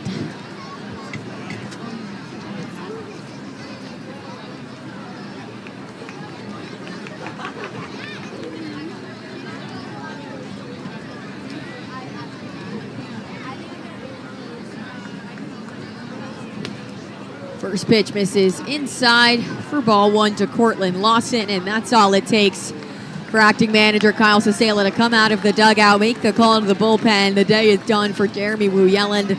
Ray DeSena will inherit a 1-0 count on Cortland Lawson, but we'll take a break first on the Sea Dogs Radio Network, presented by Verizon. Leading off the top of the first inning is the Substance Ale, Bissell Brothers flagship IPA. Hailing from Portland, Maine, standing at 16 ounces tall, Subby, as his teammates call him, was an early standout in his 2013 season debut, delivering bright and balanced hop flavor alongside smooth, crisp, Maine-made satisfaction. Find Bissell Brothers all season long at Hadlock Field. You earned it, bud. You put your whole heart into this place because you're proud to be a New Englander. Working long hours, helping neighbors, and giving every day your all. Lighthouse Credit Union was created by and for your community to help you stretch every dollar, borrow money with confidence, and save for the future. Because we know that the people that keep this place running are the ones that make it feel like home. Lighthouse Credit Union, for those who keep the lights on.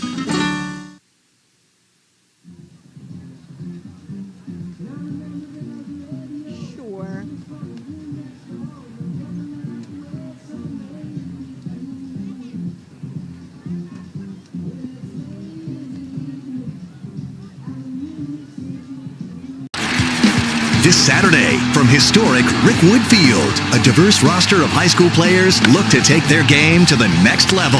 The Hank Aaron Invitational Showcase Game. This Saturday at 1 p.m. Eastern on MLB Network.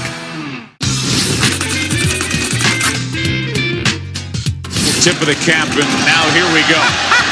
He gets Larry Walker, and here he is. He's going to face him right-handed. Why not? He looks like a catcher hitting.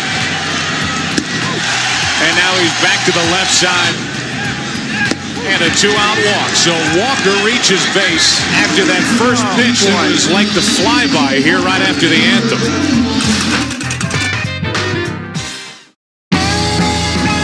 Gosh, we've gone to Sea Dogs games since we were kids.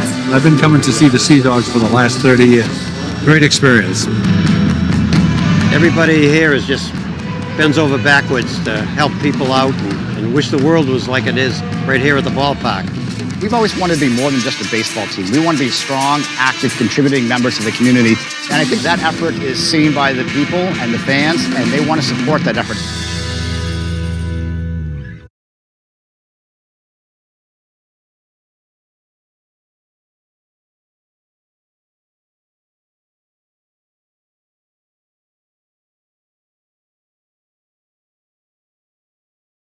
Pitch, Bossier attacks high fly ball, but foul left side.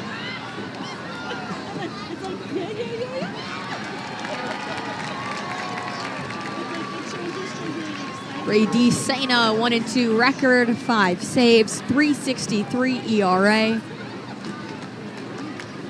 0-1. Swing and a miss. That's his trademark cutter, strike 2.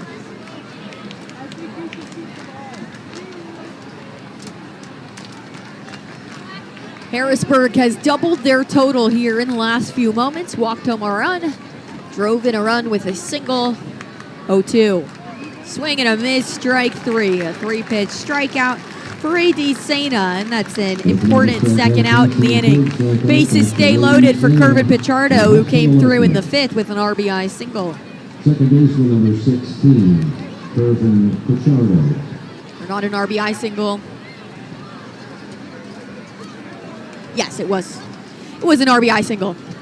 I have to trust my instincts on that one. First pitch, a swing and miss. Another cutter from Sena.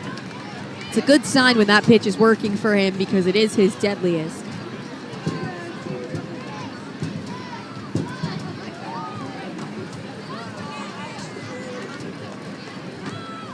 Oh, 1. Another swing and a miss. Curveball that time outside. I was talking with Eric Rivera the other day about recognizing certain pitches based on velocity. And he said, well, what about A.D. Sena's 85-mile-an-hour curveball? Because that one is an outlier in that category when it comes to speed. That's exactly how fast that last curveball was. 0-2. Swing and a miss. Strike 3. Back-to-back 3-pitch strikeouts end the inning, but Harrisburg plates 2. They've got a 2-run lead to the bottom of the 6th on the Sea Dogs Radio Network, presented by Verizon. You can't see the heritage that goes back over 100 years, or the obsessive scrutiny of hand-selecting the world's finest coffee beans bag by bag. You can't see any of this unless you find yourself in Malden, Massachusetts, where for 5 generations, we've been crafting small batch aromatic blends for coffee enthusiasts everywhere. From the land where coffee's done right. New England coffee, grounded in New England. Hi there, Maine. At Northern Light Mercy Hospital, we're reintroducing ourselves, and it starts with a word as warm as the care we're known for. Hello. As in, hello, 43 new experts, with more on the way. Hello. This Saturday, from historic Rickwood Field, a diverse roster of high school players look to take their game to the next level. The Hank Aaron Invitational Showcase Game. This Saturday at 1 p.m. Eastern on MLB Network.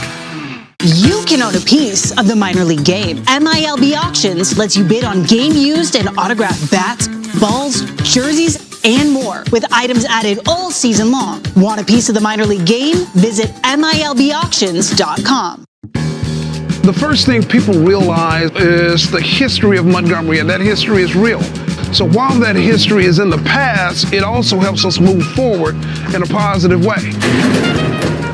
Just like a lot of other of the 120 minor league teams, is the baseball is not what we do, right? The Tampa Bay Rays do a phenomenal job of sending amazing athletes here, and we let them handle the baseball, and we handle everything outside the line.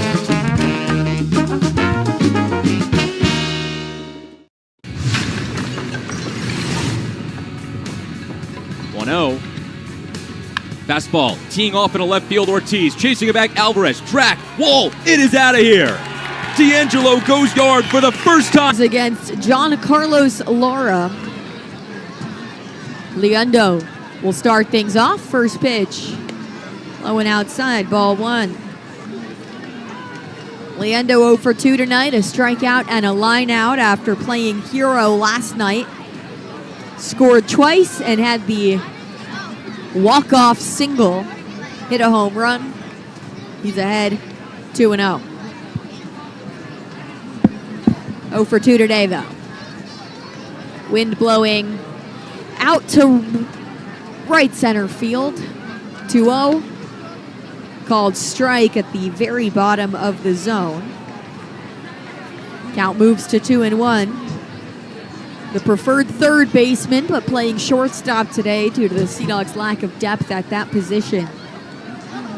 2-1. Good-looking slider drops into the zone, and the count's even on Leondo 2-2.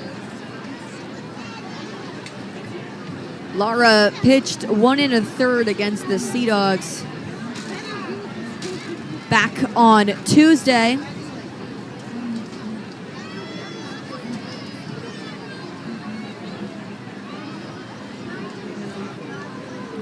2-2. Bounced in the dirt. Count is full for Leando.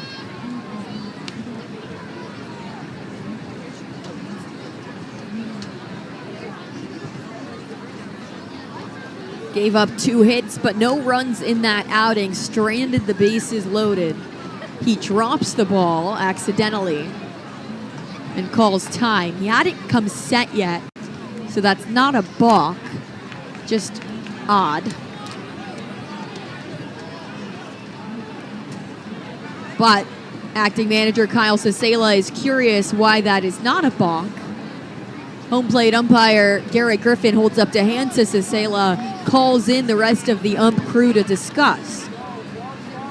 Because as someone who struggles sometimes to recognize when a balk is a balk, they instead call it a pitch clock violation, and Leando gets the walk.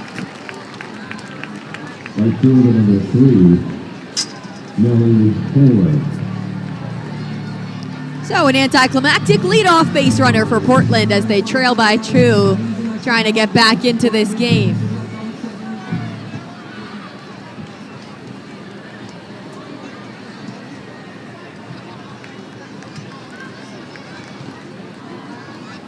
First pitch to Nelly Taylor. This is inside strike 1, or ball 1. Nelly Taylor singled in the 4th, was stranded on 3rd, started a 2-out rally that ended with bases being loaded, but the Sea Dogs came up empty. 1-0. High and well outside. Lomavita comes out of the crouch to collect. 2-0 is the count to the lefty, playing in right field today. Infield completely stacked on the right side. The third baseman Ortiz slightly in at the corner. Leando ready at first base as Taylor takes a 95-mile-an-hour strike right over the middle of the zone. Leando in a 3-point stance like he's a center on a football field, getting ready to take off.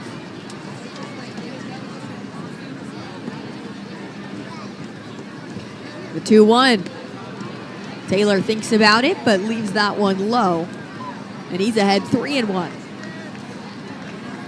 Top of the order on deck in Tyler McDonough. Exactly who you'd want up, especially with 1 or 2 guys on base. As the Sea Dogs trying to respond to Harrisburg. The pitch. High and outside, ball 4. Well, 4 walks for Harrisburg in the top of the inning. Here's 2 to the Sea Dogs in the bottom of the inning. Nobody out. Top of the order. Here's Tyler McDonough. The Evergreen Predator leadoff hitter, second baseman Tyler McDonough.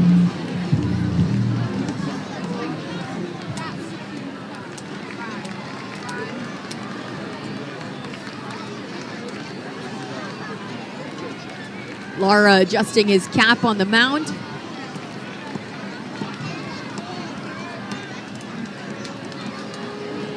Looks like another, are they calling that a pitch clock violation on McDonough? I think they just gave McDonough a strike, but McDonough is pointing at Lara.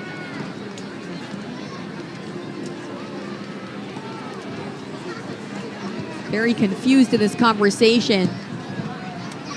But it seems like McDonough did not step into the box in time, so he starts his count 0-1.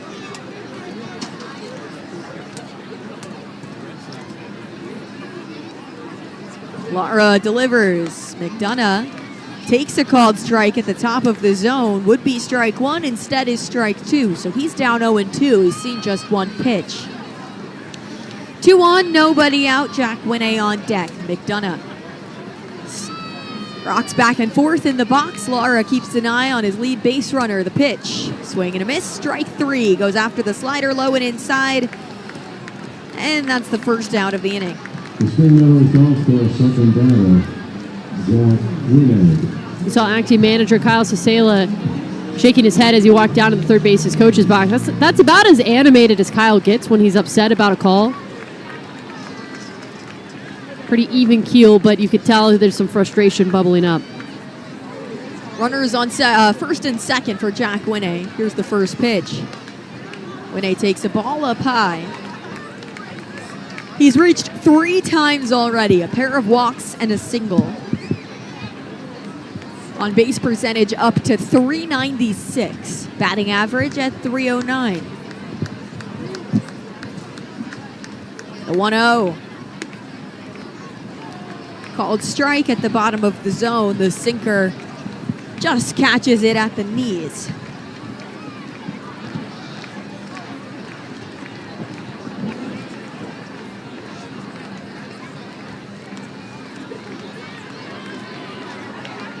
The pitch. Winne swings away at another sinker. He's down 1-2.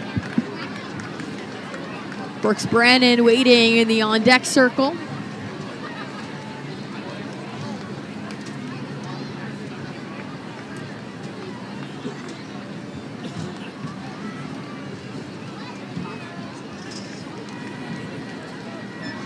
Lara comes set. The 1-2. Bounced in front of the plate. Lomavita gets to his feet quickly, but the runners stay where they are. 2 balls, 2 strikes.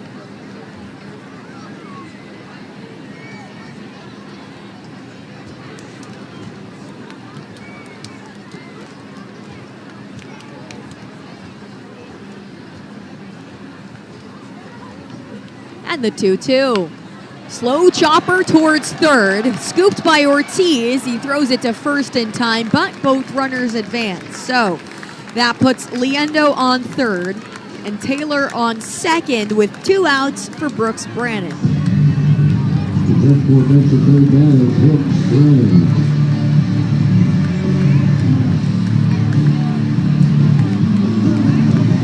Big moment for Brannon. 1 for 3, a double. Reached on an E5 and a strikeout. First pitch. Brannon takes up high. Slider for ball 1.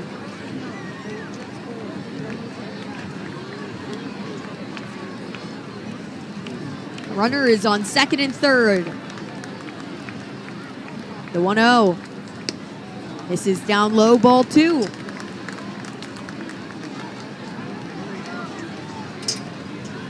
Brannon came up with the bases loaded in the 4th. That one didn't go his way. Looking for some redemption right here. The 2-0. That's the redemption. He found it. Liner into left field. 1 run scores. Taylor coming to the plate. It's a 2 RBI double for Brooks, or a 2 RBI single for Brooks Brannon. And we are tied 4-4. 108 off the bat for Brooks. Makes contact with a fastball at 95, and we've got ourselves a brand new ball game. Got ahead in the count, took a sinker on the inside part of the plate, and just ripped it to the gap. Here's 1 runner on, 2 outs for Ronald Rosario. First pitch, he's ahead of the slider. Was sitting on fastball.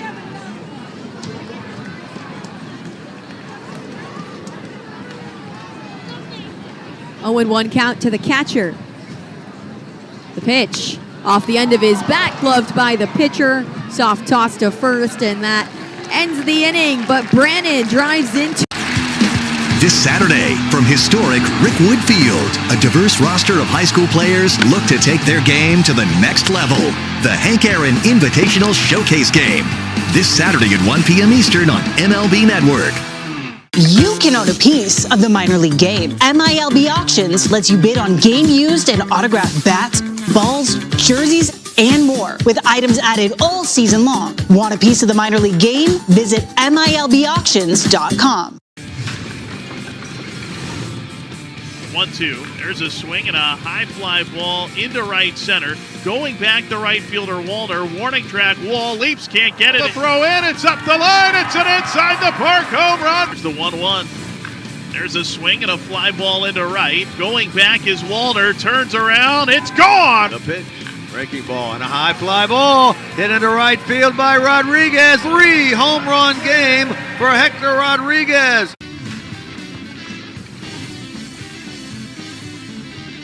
2-strike pitch. Espinal got all of that one. Out to left, to the track, to the wall. He reaches, and he makes the catch. Carlos Gutierrez, a web gem, and he robs a home run from Alan Espinal. It certainly sounded good off the bat. Espinal beside himself that one. Introducing the Simplicity Plan. $30 for a single line. Can you hear me now?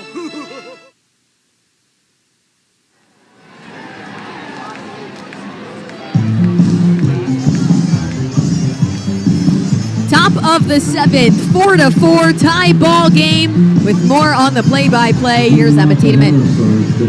Thank you so much. And the Sea Dogs keep finding ways to battle back against this Harrisburg team. Brady Santa on the mound for another inning of work. He came in the top of the 6th with the bases loaded. Ended the inning with back-to-back strikeouts. Here's the first pitch to Ethan Petrie. It's high and inside for ball 1.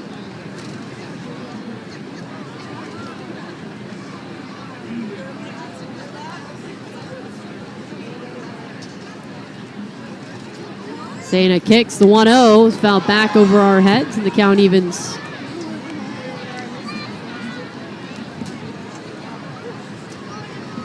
Santa has really been dominant.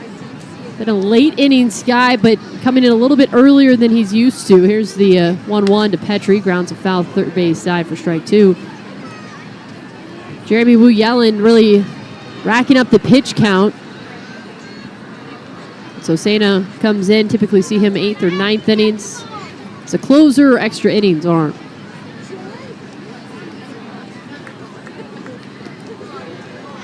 Pitch now misses low for ball 2. The Sea Dogs were definitely hoping to get more out of Wu Yelland. Went just 2/3 of an inning. 2-2 misses low and outside, and the count goes full. 50 pitches in 2/3 of an inning.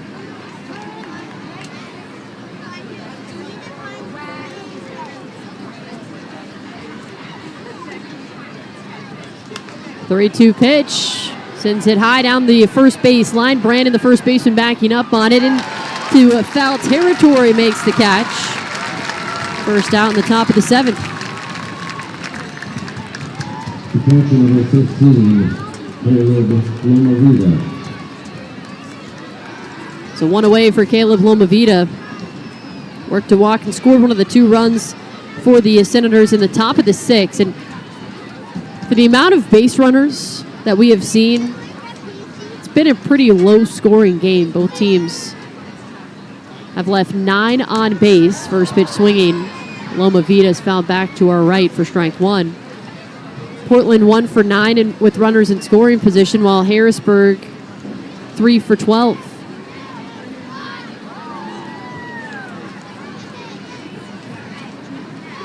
A 1.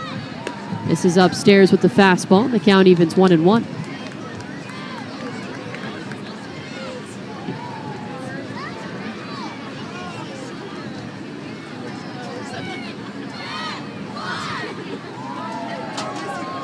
One.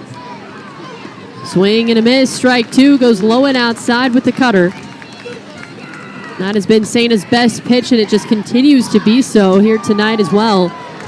Plenty of swings and misses. In that 6th inning, the 1-2 swing, and he taps it foul third base side. Just gets a piece of the cutter that time. Count stays at 1-2.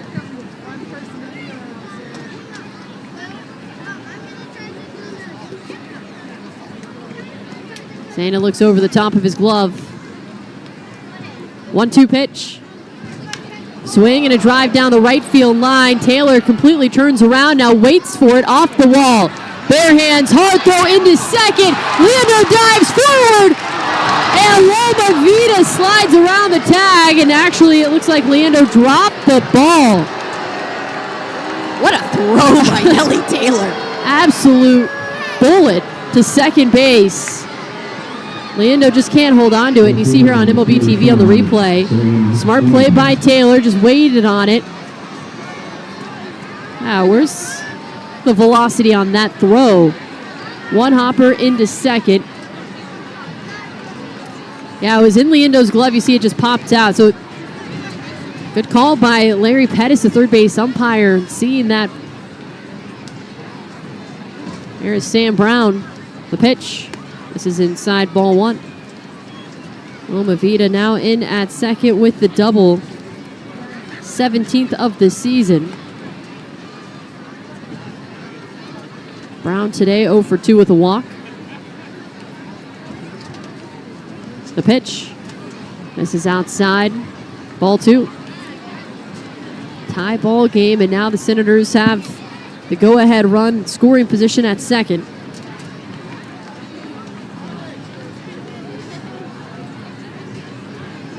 Saina sets. 2-0. Swing and a miss, strike one.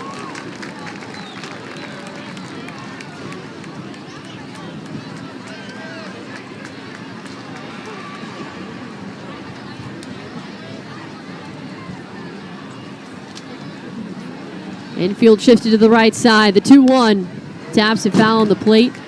And the count evens. 2 balls and 2 strikes.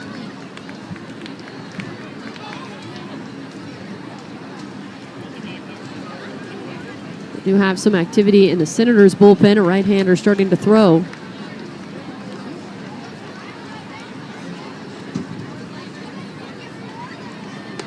The 2-2 misses high. Ball 3, and the count is full for Sam Brown. Thomas Schultz warming up for the Senators.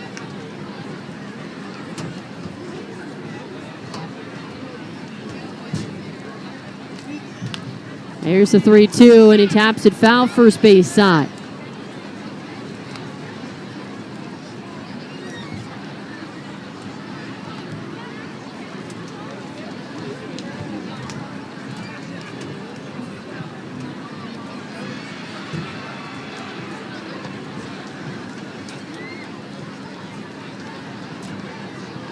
Here's the payoff. Deep drive, right field. Taylor turns, gives it a look. Home run to Giffords Pavilion. A 2-run blast by Sam Brown. His 4th home run of the season. And the Senators retake the lead 6-4 in the top of the 7th.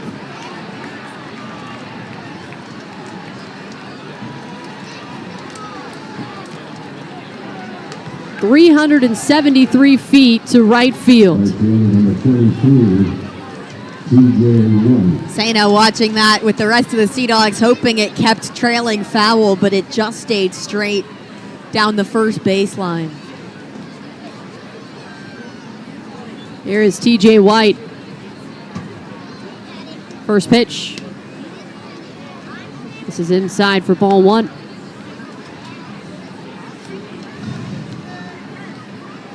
Infield shifted to the right side.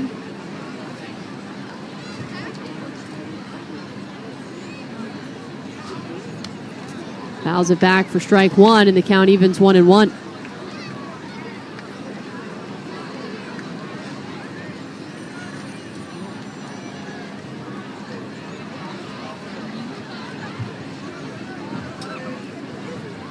Saina kicks and fires. This is low and inside, ball 2.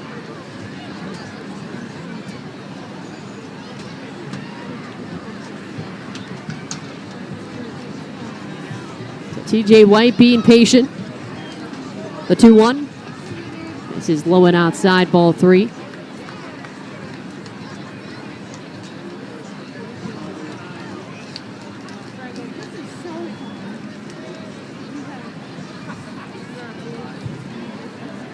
Infield shifted to the right side. White back in on the left side. Here's the 3-1 from Saina. This is high and outside, ball 4. TJ White draws his 3rd walk of the night. Sea Dogs pitchers have issued 8 walks this evening. Harrisburg has issued 6. That's what I mean. There's been a lot of base runners, a lot of free passes between these two teams, and now You see the scoring start to add up. Sea Dogs trailing 6-4. Here is Devin Ortiz. First pitch, a called strike right down the middle. It's tough for Portland. It's back-to-back days where you tie up a game, feel like you have the momentum going, and then the next half inning, they don't even give you a chance to breathe with that tie, and Harrisburg just retakes that lead. 0-1. This is inside, and the count evens. 1 ball and 1 strike.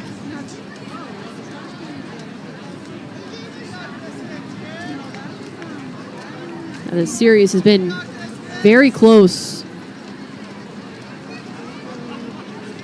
A couple of close games the last couple of days. Here's the 1-1. This is outside, ball 2.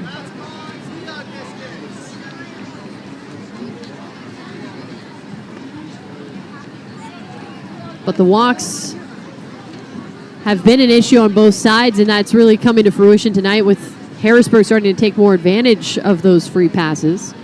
Here's the 2-1.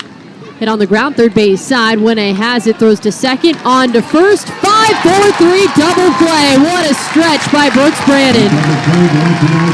Ends the inning and sends us to the bottom of the 7th. Portland trailing 6-4 on the Sea Dogs Radio Network, presented by Verizon. SystemArchitecture.net, your local IT provider. Join your favorite on-air personalities for unique perspectives, in-depth interviews, and untold stories from on and off the field. The MLB Network Podcast, presented by New Balance, Saturdays on MLB Network and wherever you get your podcasts. I'm Jonathan Mayo, and for more than 20 years, I've traced the path of baseball's rising stars, navigating the back roads of the national pastime and basking in the glow of small-town America's spirit, where the team is woven into the fabric of everyday life, where it's more than just a game. It's a celebration of the people, the traditions, and the culture that give these places their soul. This is Grassroots.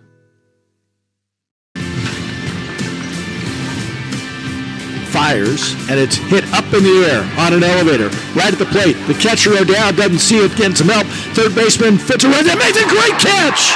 Just coming in, sliding.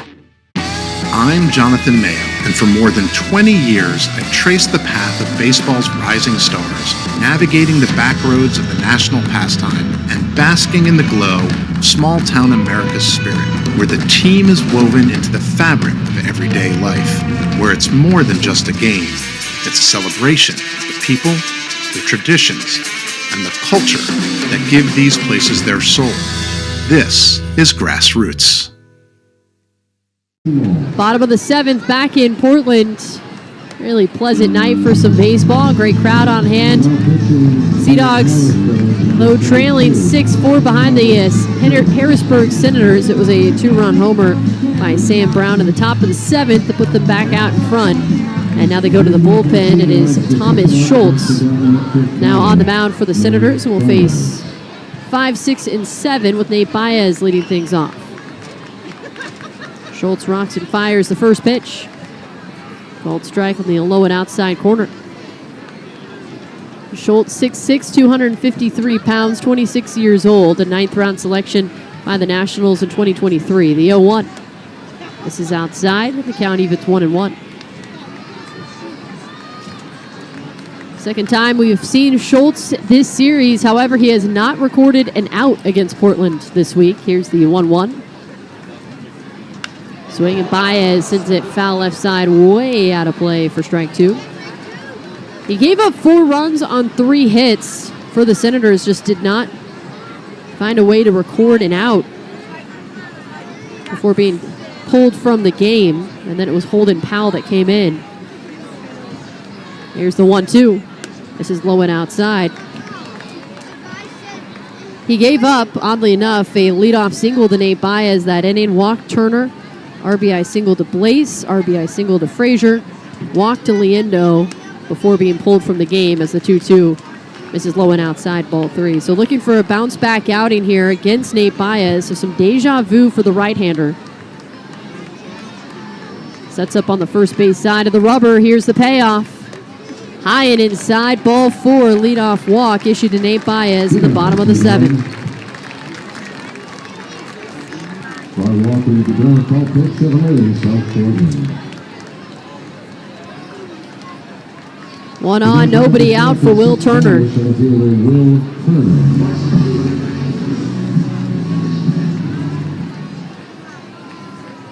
Climbs in the left-handed batter's box. First pitch. This is low and inside, ball 1.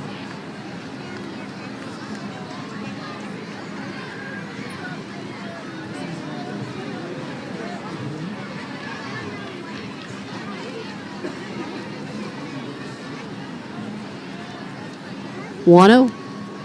Called strike 2, low and outside.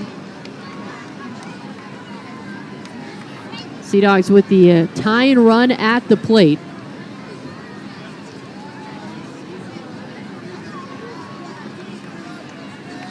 The 1-1. Low and away, ball 2.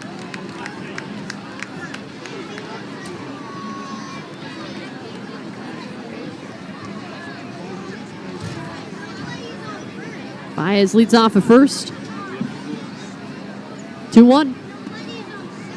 Called strike 2, low and away, and the count evens, 2 balls and 2 strikes.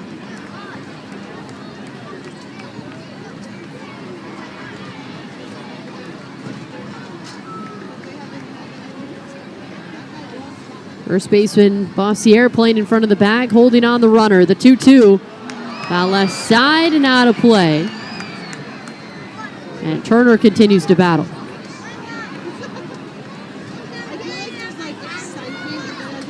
Cutter from the right-hander in Schultz.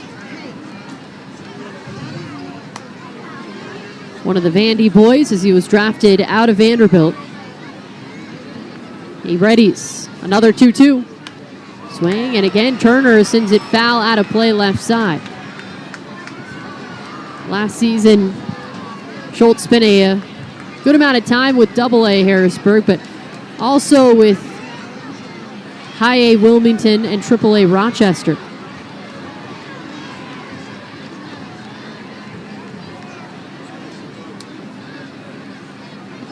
Another 2-2 to Turner.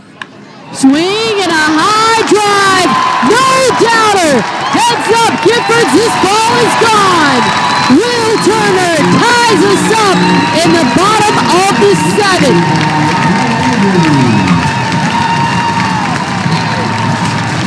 11th home run of the season for Will Turner.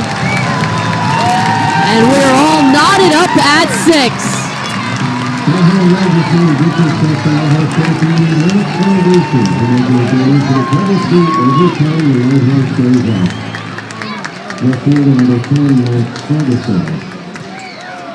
Here comes Max Ferguson, the go-ahead run for Portland.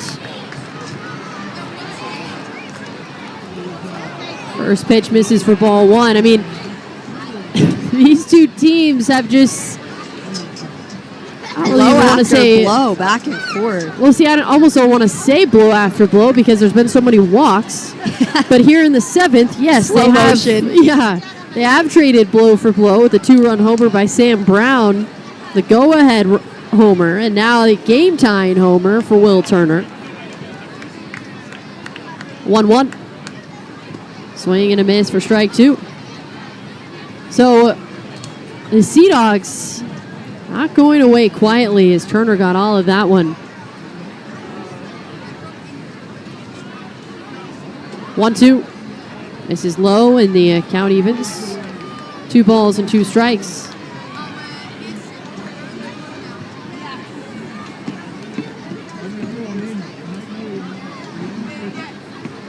And for Will Turner, that's his first home run in 21 days. Here's the 2-2. Drops in the curveball, a called strike 3 for the first out in the bottom of the 7th. So that probably felt pretty good for Will Turner. Max Ferguson heads back to the dugout, and that brings up Abram Liendo. Yeah, Turner's eyes look good at the plate recently, but the hits have not been coming tonight. A double, a home run, and a walk. He's putting together the full package.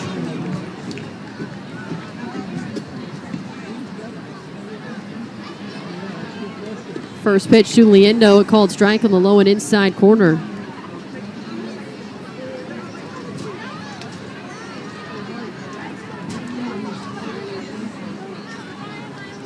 The 0-1 misses low and inside.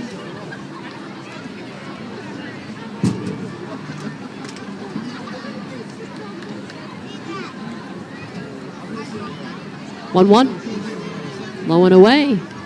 So Liendo remaining patient. He's 0 for 2 with a walk tonight. Obviously the walk-off hero last night.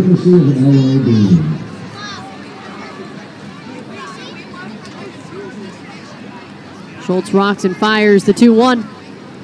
Swing and a foul ball back to our right into the seats. The count evens 2-2.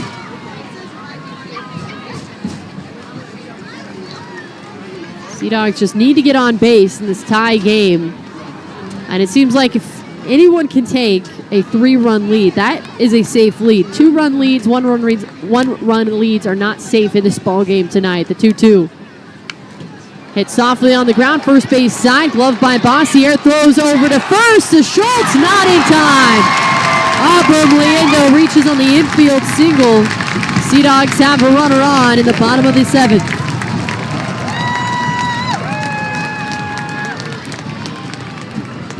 Liendo, big hustle play.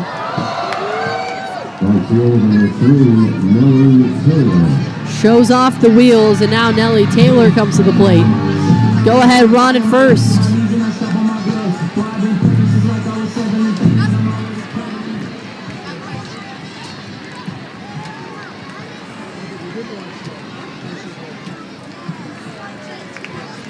Taylor in on the left side, 1 for 2, a walk and a run scored. The pitch. This is outside, ball 1.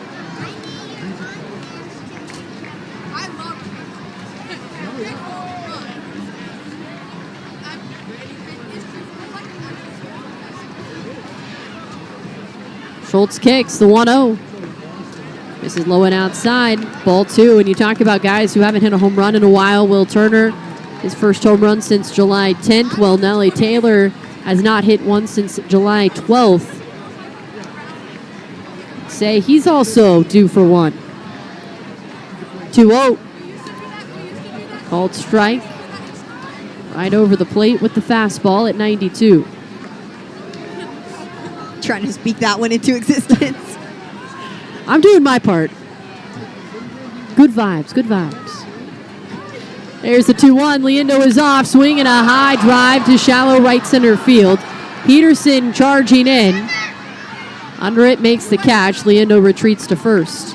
Now 2 away, but it's back to the top of the batting order with Tyler McDonough. Put the power into that one. It was just straight up in the air.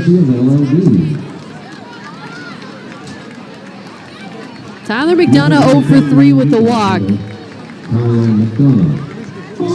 Almost an uncharacteristic night at the plate for McDonough.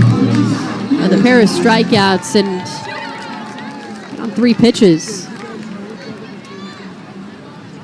First pitch swinging, hard ground ball hit to the second baseman Machado. Fields and throws to first. And the Sea Dogs leave a runner at first as we head to the top of the 8th, but they tie the... Join your favorite on-air personalities for unique perspectives, in-depth interviews, and untold stories from on and off the field. The MLB Network Podcast, presented by New Balance, Saturdays on MLB Network and wherever you get your podcasts. Gosh, we've gone to Sea Dogs games since we were kids. I've been coming to see the Sea Dogs for the last 30 years. Great experience. Everybody here is just bends over backwards to help people out and wish the world was like it is right here at the ballpark. We've always wanted to be more than just a baseball team. We want to be strong, active, contributing members of the community. And I think that effort is seen by the people and the fans, and they want to support that effort.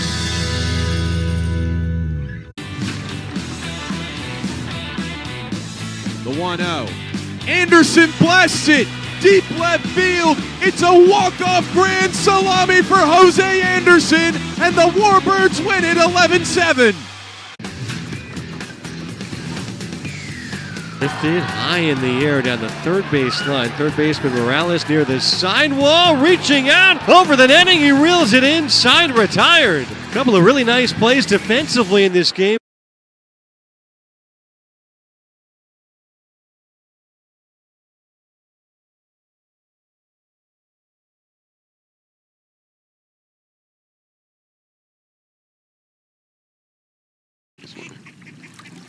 Thank you.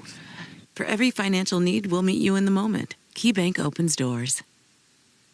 Harrisburg, the center fielder on the 11, Sam Peterson. Wind blowing out towards right center field here in the top of the 8th inning. A new ball game tied at 6. Will Turner, a 2-run blast, tied things up in the bottom of the 7th. Brady Sena on the mound for another inning of work out of the bullpen and will face the top of the lineup. Sam Peterson to lead things off. 1 for 3 with a walk, an RBI, and a run scored tonight. First pitch. Swing and a miss for strike 1.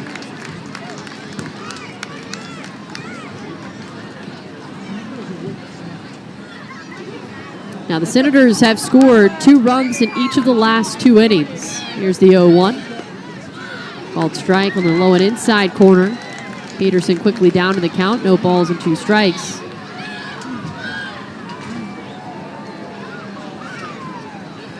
Oh-2. Swing and a miss. Strike 3. Chases the cutter low and outside.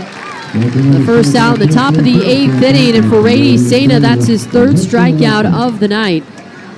Brings up Cortland Lawson.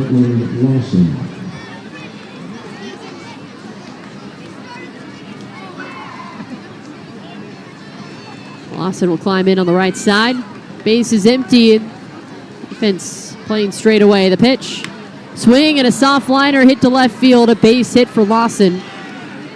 1 out single as he collects his 4th hit of the night. Had a double in the 3rd, double in the 5th. RBI single in the 6th, and now a 1 out base hit here in the 8th. He's just read that cutter from Sena. He's timed it up. He's waited for it to drop and squared it away over the infield. Sena glances over to first. Go ahead run on for the Senators. First pitch misses high and inside for ball 1. If you're listening, you have the Sea Dogs Rewards app. Tonight's code is TOGETHER, TOGETHER. Enter in the code. Save up your points. Here's the 1-0. Swing and a miss, and the count evens. 1 ball and 1 strike.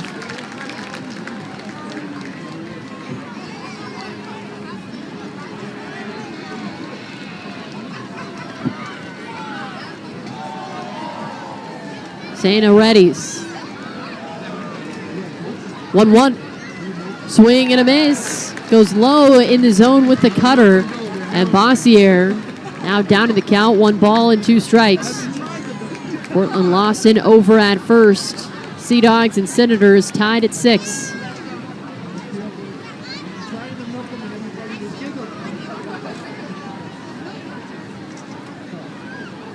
Sena readies. The 1-2. Fouls it straight back. And Bossier stays alive. Bossier, 26 years old, out of Riverside, California. 3rd round selection by the Nationals in 2021.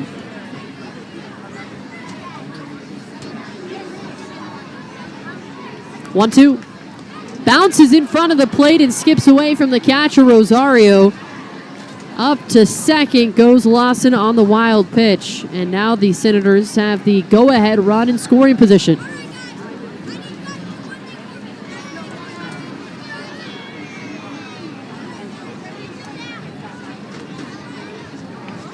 Sena sets up on the first base side of the rubber. The 2-2. Swing and a bouncing ball hit up the middle and through. A base hit. Lawson rounds 3rd. Throw is cut off. It's an RBI single for Brandon Bossier. And the Senators take the lead right back. They lead 7-6 in the 8th. The baseman number 16, Corvin Pichardo. Second RBI single of the night for Brandon Bossier. That brings up Curvin Pichardo.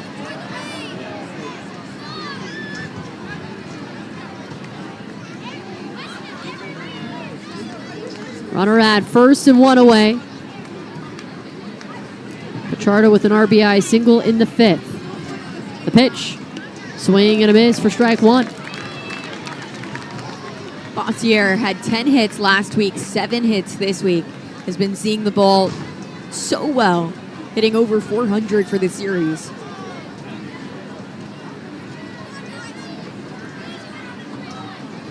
A 1. Swing and taps it on the plate, foul for strike 2.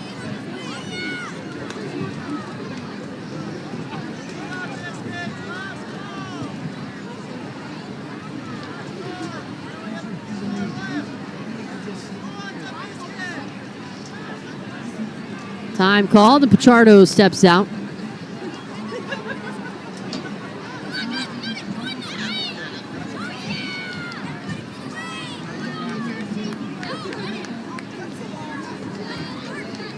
Sena sets. 1-2. Swing and a foul tip held on by Rosario for strike 3. Out number 2 in the top of the 8th inning. 4th strikeout for Sena. But not quite out of the woods yet. Here comes Ethan Petrie. Runner at first and 2 away. Portland trailing 7-6.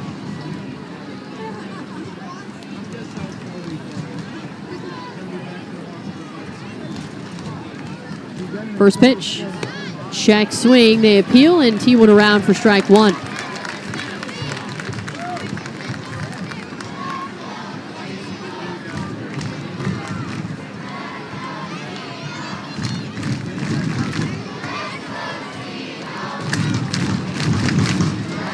A 1. Swing and a foul tip, strike 2.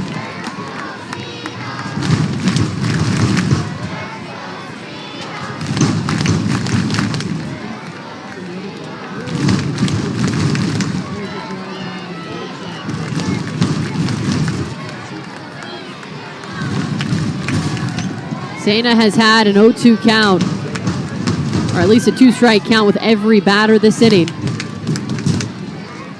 The pitch misses high for ball 1.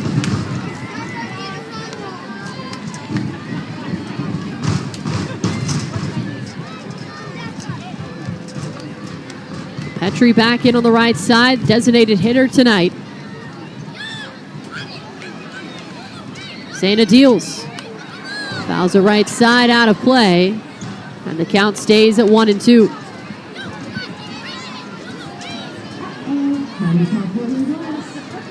Brandon Bossier tags at first. Brooks Brandon played in front of the bag, holding him on.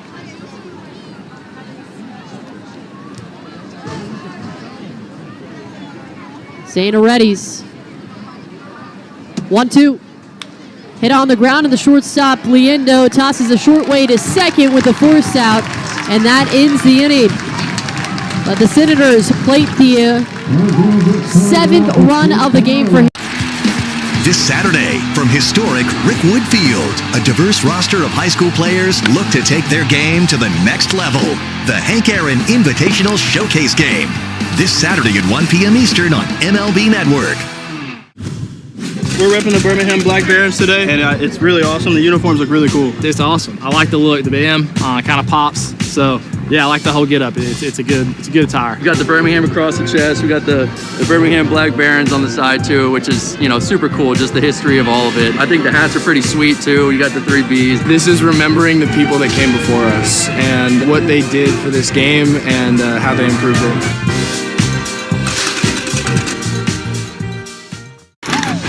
You could describe Tulsa as a big, small town or a small, big city. Tulsa is a very mixed city of arts and film and sports. I mean, it's a true melting pot of all kinds of things.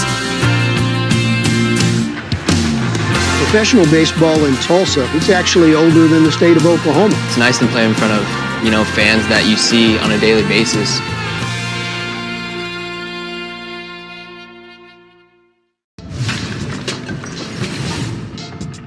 One hit to left towards the line. Arroyo sprints towards the corner, lays out, and he caught it. Michael Arroyo with a great grab, looking like a guy who's not learning a new position. Hi, I'm Dexter at Rowe in sales. We really do work harder for your business. Bottom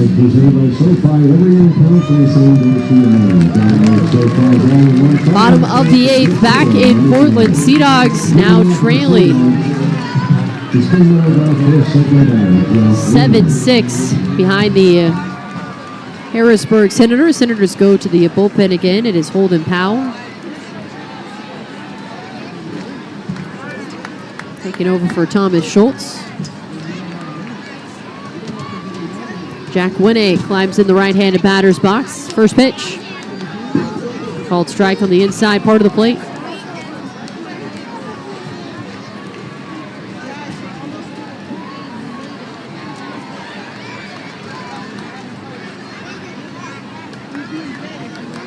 A 1.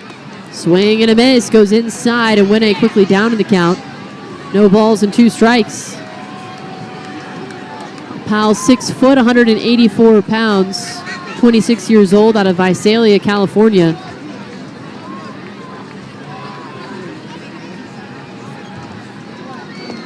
Oh, 2 misses low for ball 1. Visalia home to the Visalia Rawhide. Here's the 1-2. Swing and a soft liner, left center field. A base hit for Jack Winne. Jack Winne with a multi-hit night. A leadoff single in the bottom of the 8th. And would be the tying run for Portland. There comes Brooks Brandon already with a multi-hit game and a multi-RBI night.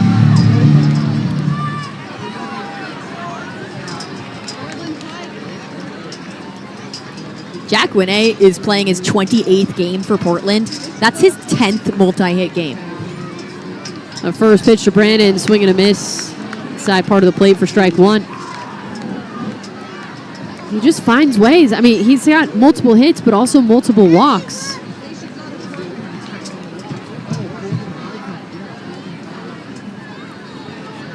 A 1. This is inside, and the count evens 1-1. Rightfully so. Jack Winne's, you could say, stock has been skyrocketing lately.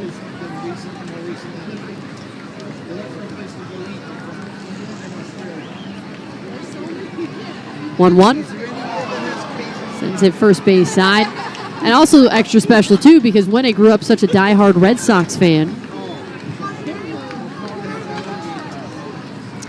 Yeah, he told me that if any other team had drafted him, he would have gone back to Wake Forest for his senior year. Then the Red Sox called his name, and he knew that his decision had been made. 1-2. One hopper hit hard to Ortiz at third. Picks off his glove into left field as Lawson loses his footing. But Sea Dogs stay put. 1A up to second, and Brandon at first. We almost had deja vu to last night. The Senators having some trouble this week of staying upright. Lawson, the shortstop, charging out. Just, yeah, you see that left foot slide right out from under him. And now Miguel Blaze will come into a pinch run for Brooks Brandon here in the bottom of the 8th. That one was more of a hard hit ball and tougher for Ortiz to get to. Interested in the scoring decision. It could really go either way. 93 miles an hour off the bat. Got a glove on it, but which didn't seem too confident about it from the start. It didn't roll the hit. I'd agree with that. A 3-hit night now with Brooks Brandon. There is Ronald Rosario, and now with Miguel Blaze, you add some speed to the base paths.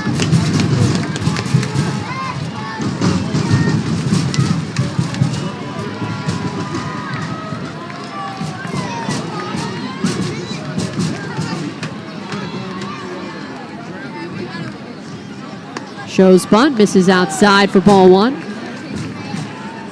That's unexpected. Well, nobody out.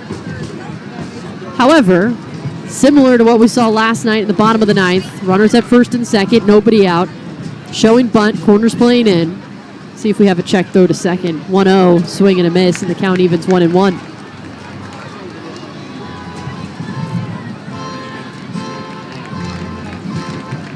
It was in this type of situation that all went wrong for Harrisburg last night. Blaze at first, Winnie at second. The 1-1. Rosario shows bunt again, pushes it to the right of the mound. Gloved by Powell, tosses to first. And Ronald Rosario comes through with a sacrifice bunt. Winnie moves to third and Blaze to second. That brings up Nate Baez with the tying run at third and the go-ahead run at second. Also, with one out, takes away that potential double play. It would take a really unorthodox double play now to get out of this inning on one batter. But the way this series has been going, I'm not going to rule that out. First pitch to Baez, called strike on the low and inside corner. That's why I added that extra. Could be.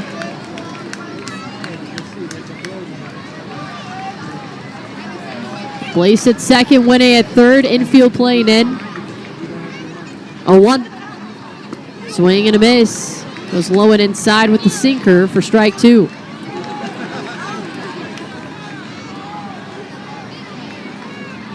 Infield playing within a foot or two of the infield grass right now.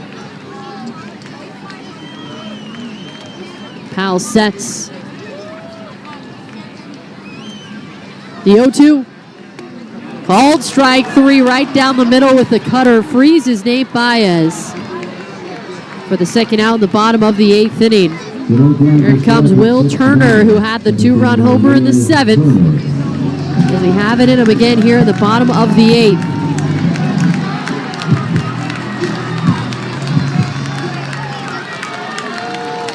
Climbs in on the left side. First pitch. Called strike on the low and outside corner with the fastball. 95 from the right-hander, Powell.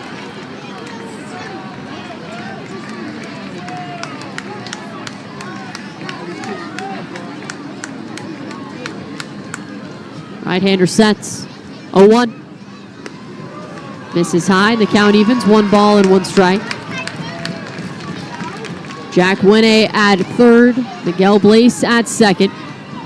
Sea Dogs trailing 7-6 behind Harrisburg in the bottom of the eighth. 1-1. Called strike high and outside. Another fastball from Powell, and now Will Turner down in the count. 1 ball and 2 strikes. He calls time.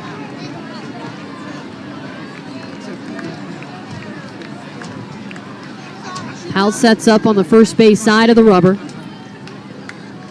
1-2. Low and away, and the count evens 2-2.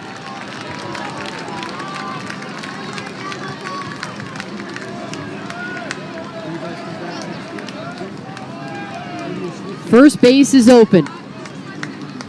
Powell sets. He delivers. Swing and a miss. Strike three. Harrisburg gets out of the jam. Back-to-back strikeouts. Strand 2 on for the Sea Dogs. We head to the ninth. Portland trailing 7-6 on the Sea Dogs Radio Network, presented by Verizon. This Saturday, from historic Rickwood Field, a diverse roster of high school players look to take their game to the next level. The Hank Aaron Invitational Showcase Game.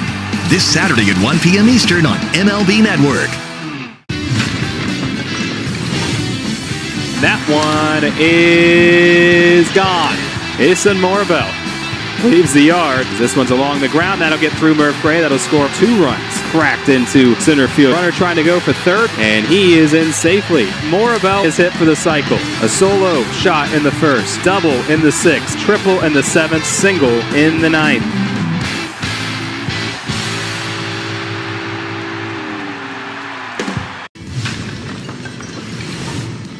Here's the pitch. Swung on and missed. And the pitch. Swung on and missed. Here's the 0-2. Swung on and missed. Here's the payoff. Pitch. Swung on and missed. Swung on and tipped into the catcher's mitt. Another strikeout. That's the 11 for Sloan. And he has retired the first 17 Frisco batters tonight. My goodness, just rearing back and ripping 97 miles per hour past the bat of Max Wagner.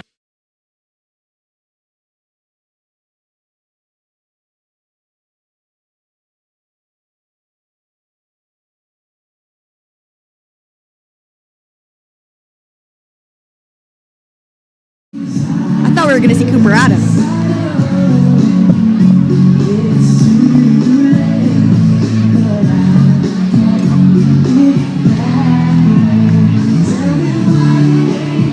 Now pitching for the Seahawks, number 28, Matt Frazier.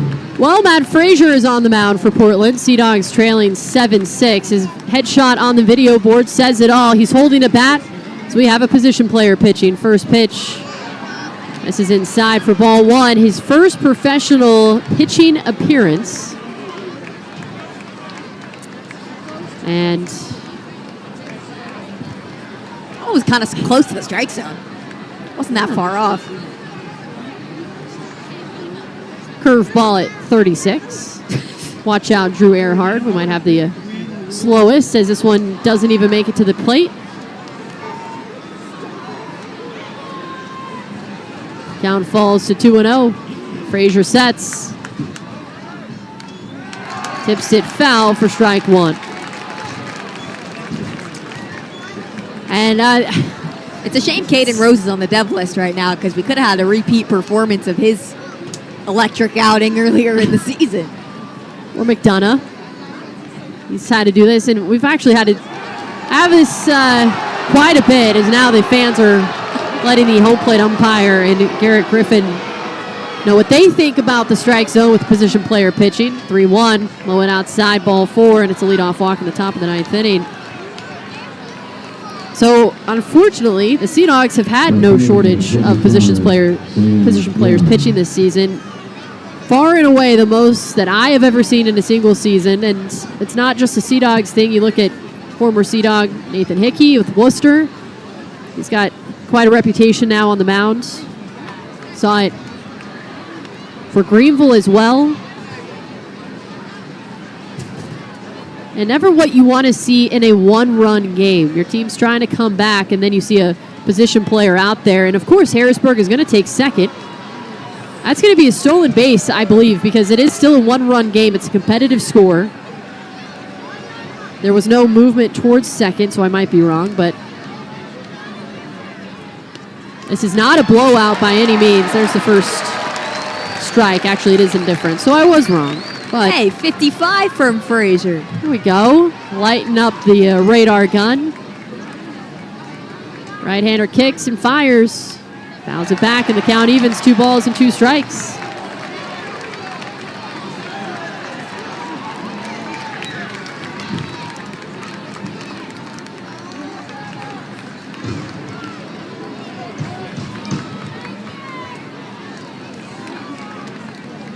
Two. Swing and a hard liner hit to right field. Base hit to Nellie Taylor. Up to third goes Loma Vida. And now the Senators have runners on the corners. Nobody out for TJ White.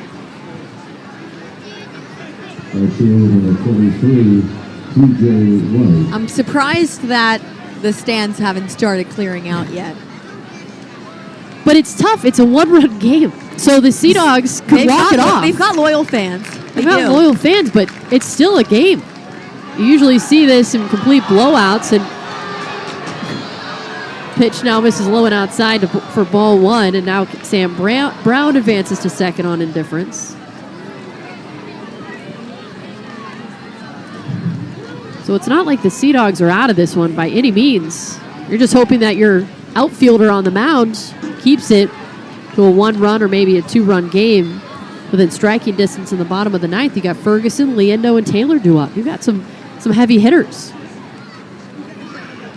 The 1-0 misses low, ball 2.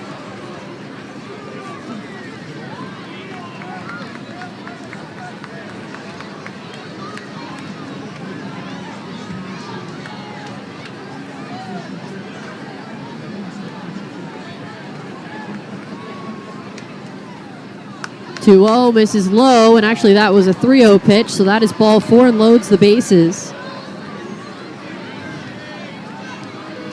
Third baseman number 10, Devin Ortiz. There is Devin Ortiz, base is loaded, and nobody out.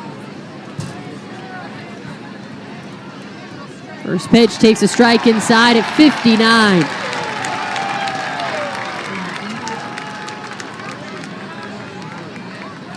Frazier is the 5th position player to pitch for Portland this season. 0-1. Hits it hard on the ground, third base side for strike 2. That one had a little extra zip to it at 64. I think Frazier's just trying to get this ball put in play to try to record an out.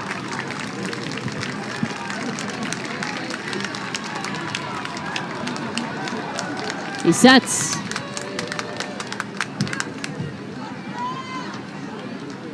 Takes his time, the 0-2. This is low and outside.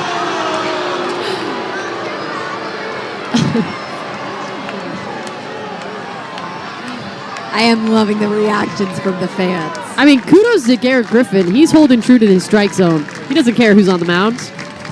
Throw a strike. Here's the 1-2. Swing and a miss. Strike 3.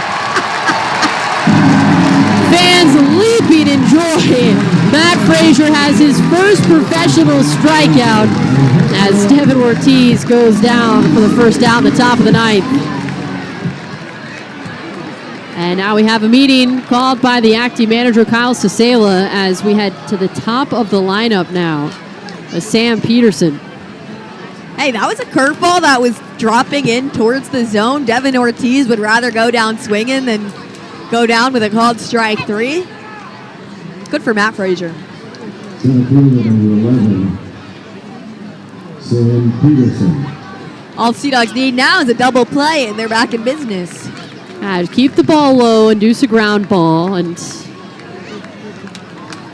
let your defense help you out here, Frazier. Sets up on the first base side of the rubber. He comes set.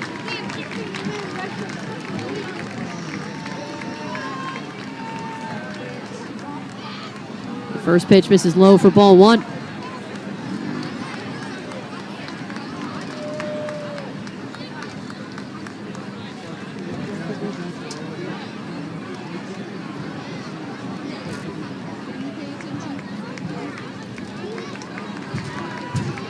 One ball and no strikes to count.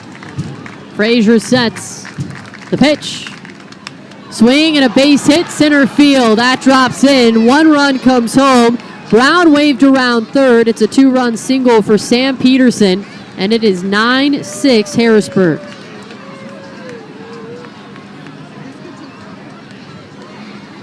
It's the same score Harrisburg won by when they played at 5 runs in the top of the 9th a couple nights ago for their comeback win. Maybe bad luck for the Sea Dogs. And here's a guy with 4 hits tonight. And still the Senators threatening with runners at first and second. The pitch. Swing and a foul ball hit down the left field line and out of play for strike 1. Out ahead of a slider. 50 miles an hour.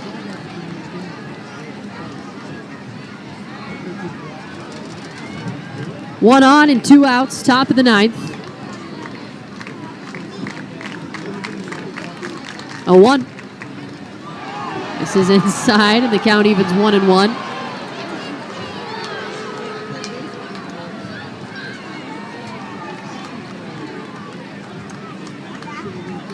Frazier looks back to second.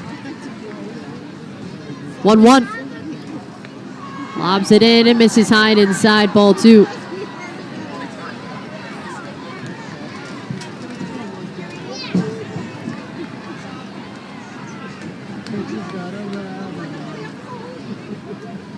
Bounces almost in the left-handed batter's box, ball 3.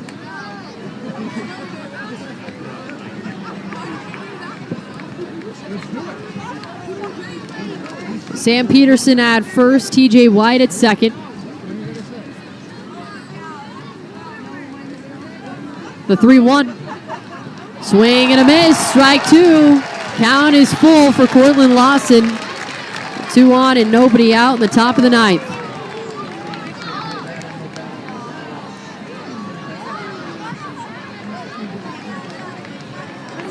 Frazier readies. And the payoff. Called strike 3. Cortland Lawson goes down looking. Second strikeout of the inning. And Brandon Bossier now comes to the plate. Frazier and the Sea Dogs not out of the woods yet. That's a classic 50-mile-an-hour slider. Dots the corner of the zone. That's a great pitch from Matt Frazier. Bossier in on the left side, first pitch. This is outside, ball one.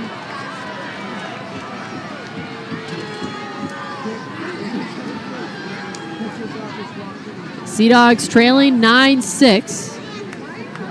7, 8, and 9 due up in the lineup in the bottom of the ninth. The 1-0. Misses low and outside, ball two.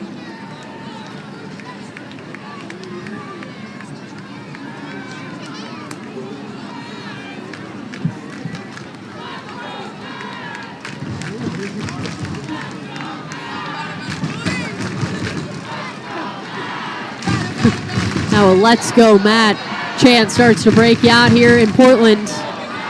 2-0. Low and inside, ball three.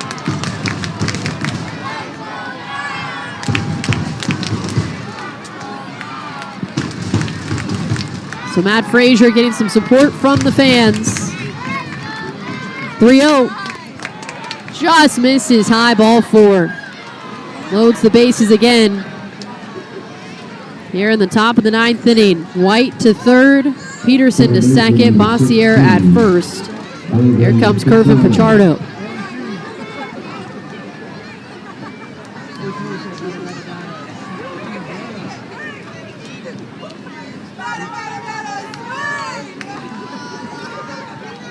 First pitch.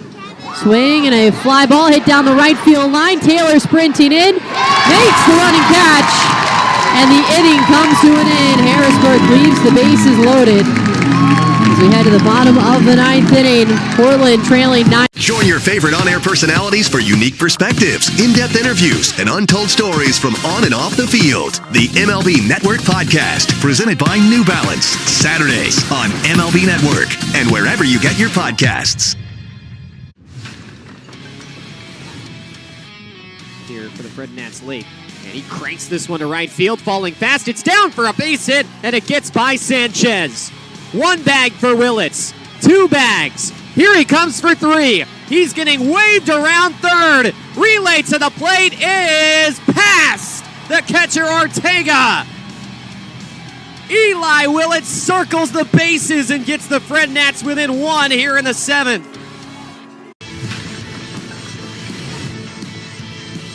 1-2. In the air, deep left. Going back, and this ball is gone. 1-1. Hit hard and deep to left center. Going back, and Kyler Fedko has his second of the day. Littles 1-2. Fly ball left center. And Trey Cruz looks up. Goodbye. Third time today, Kyler Fedko. All smiles. And then back-to-back walks. Montgomery to left, hit well. Another Knights Grand Slam. Oh my! House Credit Union, for those who keep the lights on. That strikeout looking was pretty electric.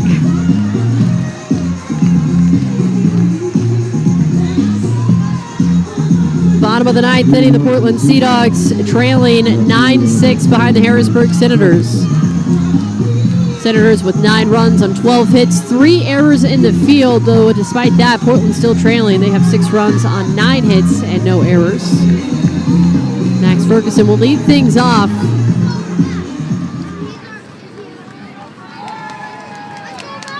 Ferguson, Liendo, and Taylor due up. Powell kicks and delivers.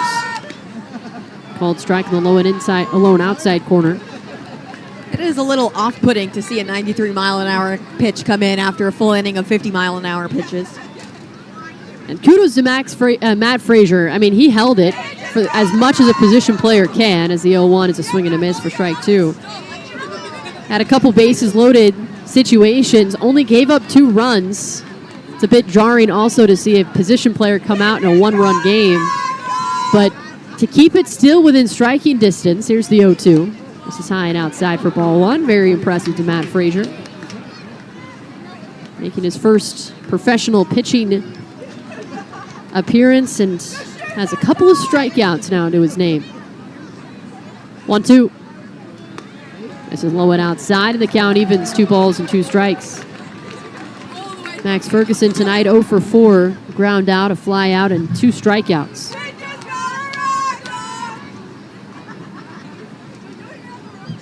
Two-two. Swing and a deep drive to center field. Peterson on the run back, still going back in front of the warning track. He runs it down to make the catch. First out in the bottom of the 9th inning. That one looked good and sounded good. If it's anywhere but straightaway center, that's maybe getting out of the park. 100 miles an hour on the dot by Ferguson, 369 feet. And here is Abram Liendo as he stands in on the right side.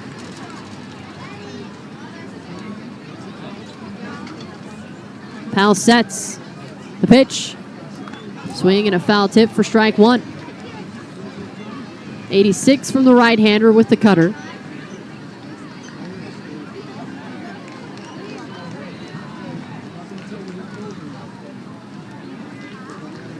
A 1. High and inside, and the count evens 1 ball and 1 strike.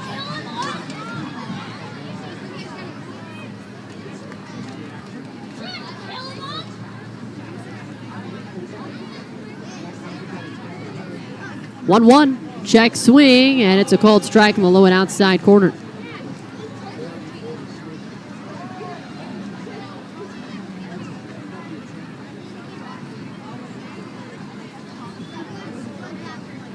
Liendo now steps out. 1 for 3 tonight with a walk and a run scored.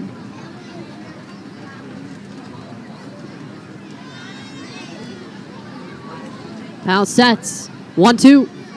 Swing and a ground ball hit to the shortstop. Lawson backhands, throws to first, but it's not in time. Abram Liendo runs out the infield single with 1 out in the bottom of the 9th inning.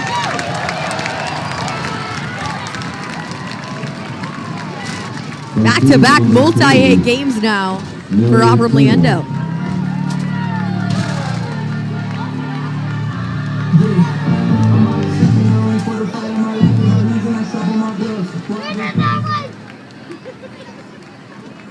So here is Nelly Taylor as he stands in on the left side. Liendo at first. First pitch misses low and outside for ball 1. Taylor 0 for 2 with a pair of flyouts. Singled in the 4th, was left on. Walked and scored a run in the 6th. 1-0. Called strike, low and away. Count evens. Portland now with double-digit hits. They have 10. Harrisburg has 12. 1-1. Swing, and he sends it high, left side out of play for strike 2. That one almost got Silas Sisela. Well, that was a bit deceiving with the spin on the ball. Taylor tries to stay alive with Liendo over at first. And if these two could get on, Liendo has 18 stolen bases. Taylor has 22. Plenty of speed for the top of the order. 1-2. Fouls it straight back, and the count stays 1 ball and 2 strikes.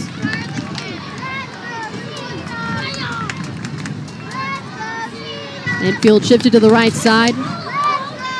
Bossier played in front of the bag, holding on Liendo.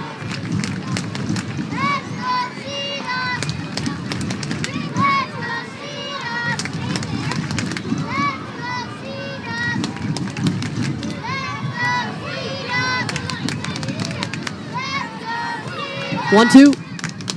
Fouls it back again. Taylor battling with these fastballs. Last one clocked at 95.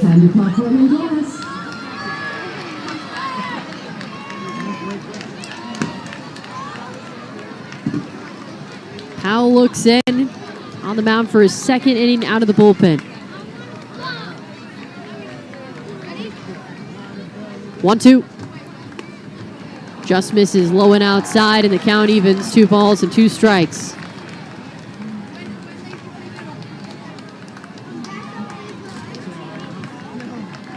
Infield shifted to the right side as Powell looks in. The 2-2. Just pokes it foul, gets a piece of it, sends it into the seats again.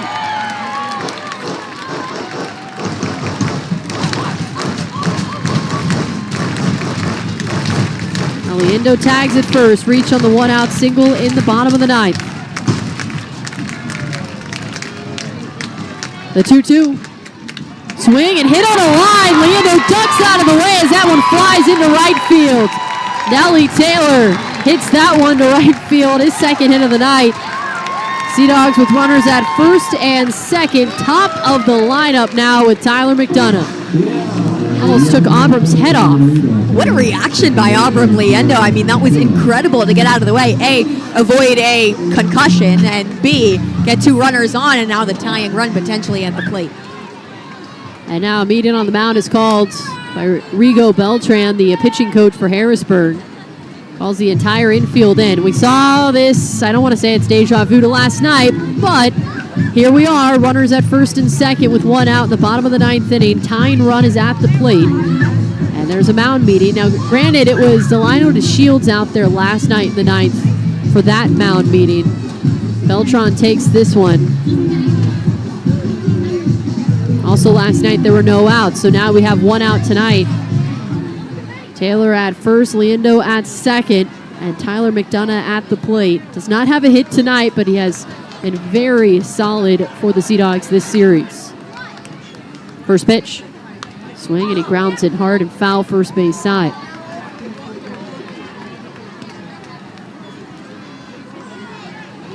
Tying run at the plate. Sea Dogs trailing 9-6 in the bottom of the ninth. 0-1. Swing and a foul tip for strike two.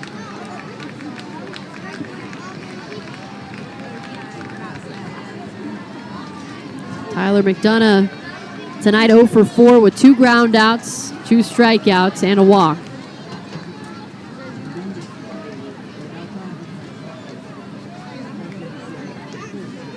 Powell readies. The 0-2. Swing and a miss for strike three. Chases the fastball high and outside. Second out in the bottom of the ninth inning. Sea Dogs down to their final out. Here comes Jack Winne.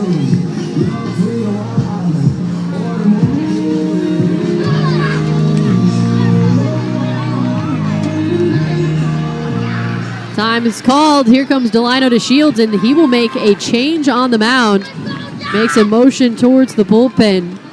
Jack Winne is set to come to the plate as a tying run. The night is done for Holden Powell, and we will take a break. Portland trailing 9-6, bottom of the ninth with 2 outs. See who the new pitcher is coming up next on the Sea Dogs Radio Network, presented by Verizon. I love baseball cards. Recently, I had a collection that I sold to an online buyer. I went to the credit union to cash the check. I had a good conversation with them, and they told me that this was likely an overpayment scam. They're really great about explaining it so that I have the resources to help myself in the future. I went through a bad divorce. My ex handled all the finances and ruined my credit. A coworker said, try your local credit union. It changed my life. The credit union cared about my story, not just what was on paper. They gave me the confidence I needed. At Northeast Delta Dental, we love to see people smile. And as the leading provider of quality dental coverage for Maine, New Hampshire, and Vermont, we're committed to helping entire communities smile. Whether it's through education, supporting our veterans, or giving and volunteering, we're helping to make our communities even stronger. Learn more about Northeast Delta Dental at nedelta.com. We think you'll find a lot to smile about.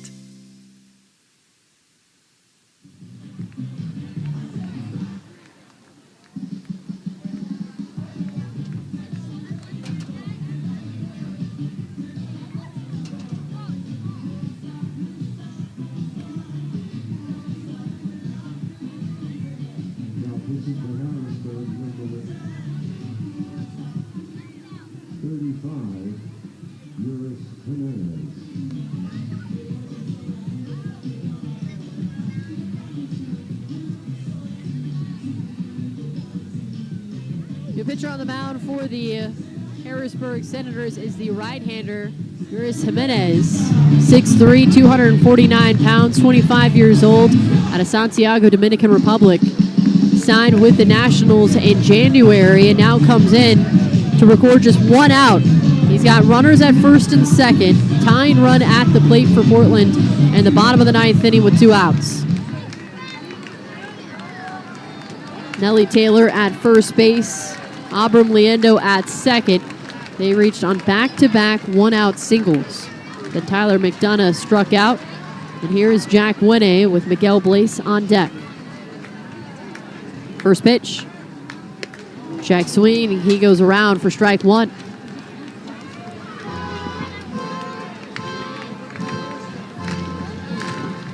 Jimenez, no record, a 0 ERA. He made his Senators debut with Portland 2 days ago. Earned the save, 1 perfect inning with the strikeout. 0-1. Misses low and outside, and the count evens 1 ball and 1 strike. Liendo and Taylor both feinted at that double steal, trying to distract the pitcher. Might have worked.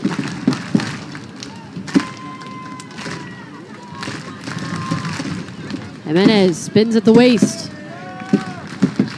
1-1. Inside, and that almost hit Winne. That one was close. 96 miles an hour.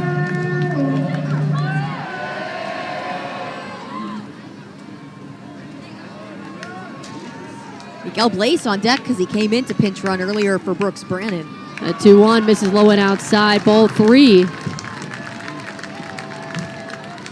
Jack Winne trying to be patient and extend this ball game. 3 balls, 1 strike, 2 outs, and 2 on in the bottom of the ninth.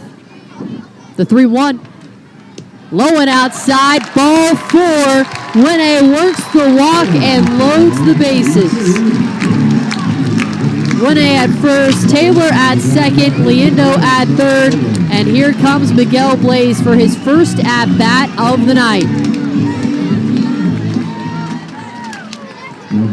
Tying run is at first, and the winning run is at the plate now for Blaze. Sea Dogs trailing 9-6. First pitch. Broken back, ground ball, third base side. Ortiz has it, slings it to second, and that's the ball game. Sea Dogs lose tonight, 9-6 the final score.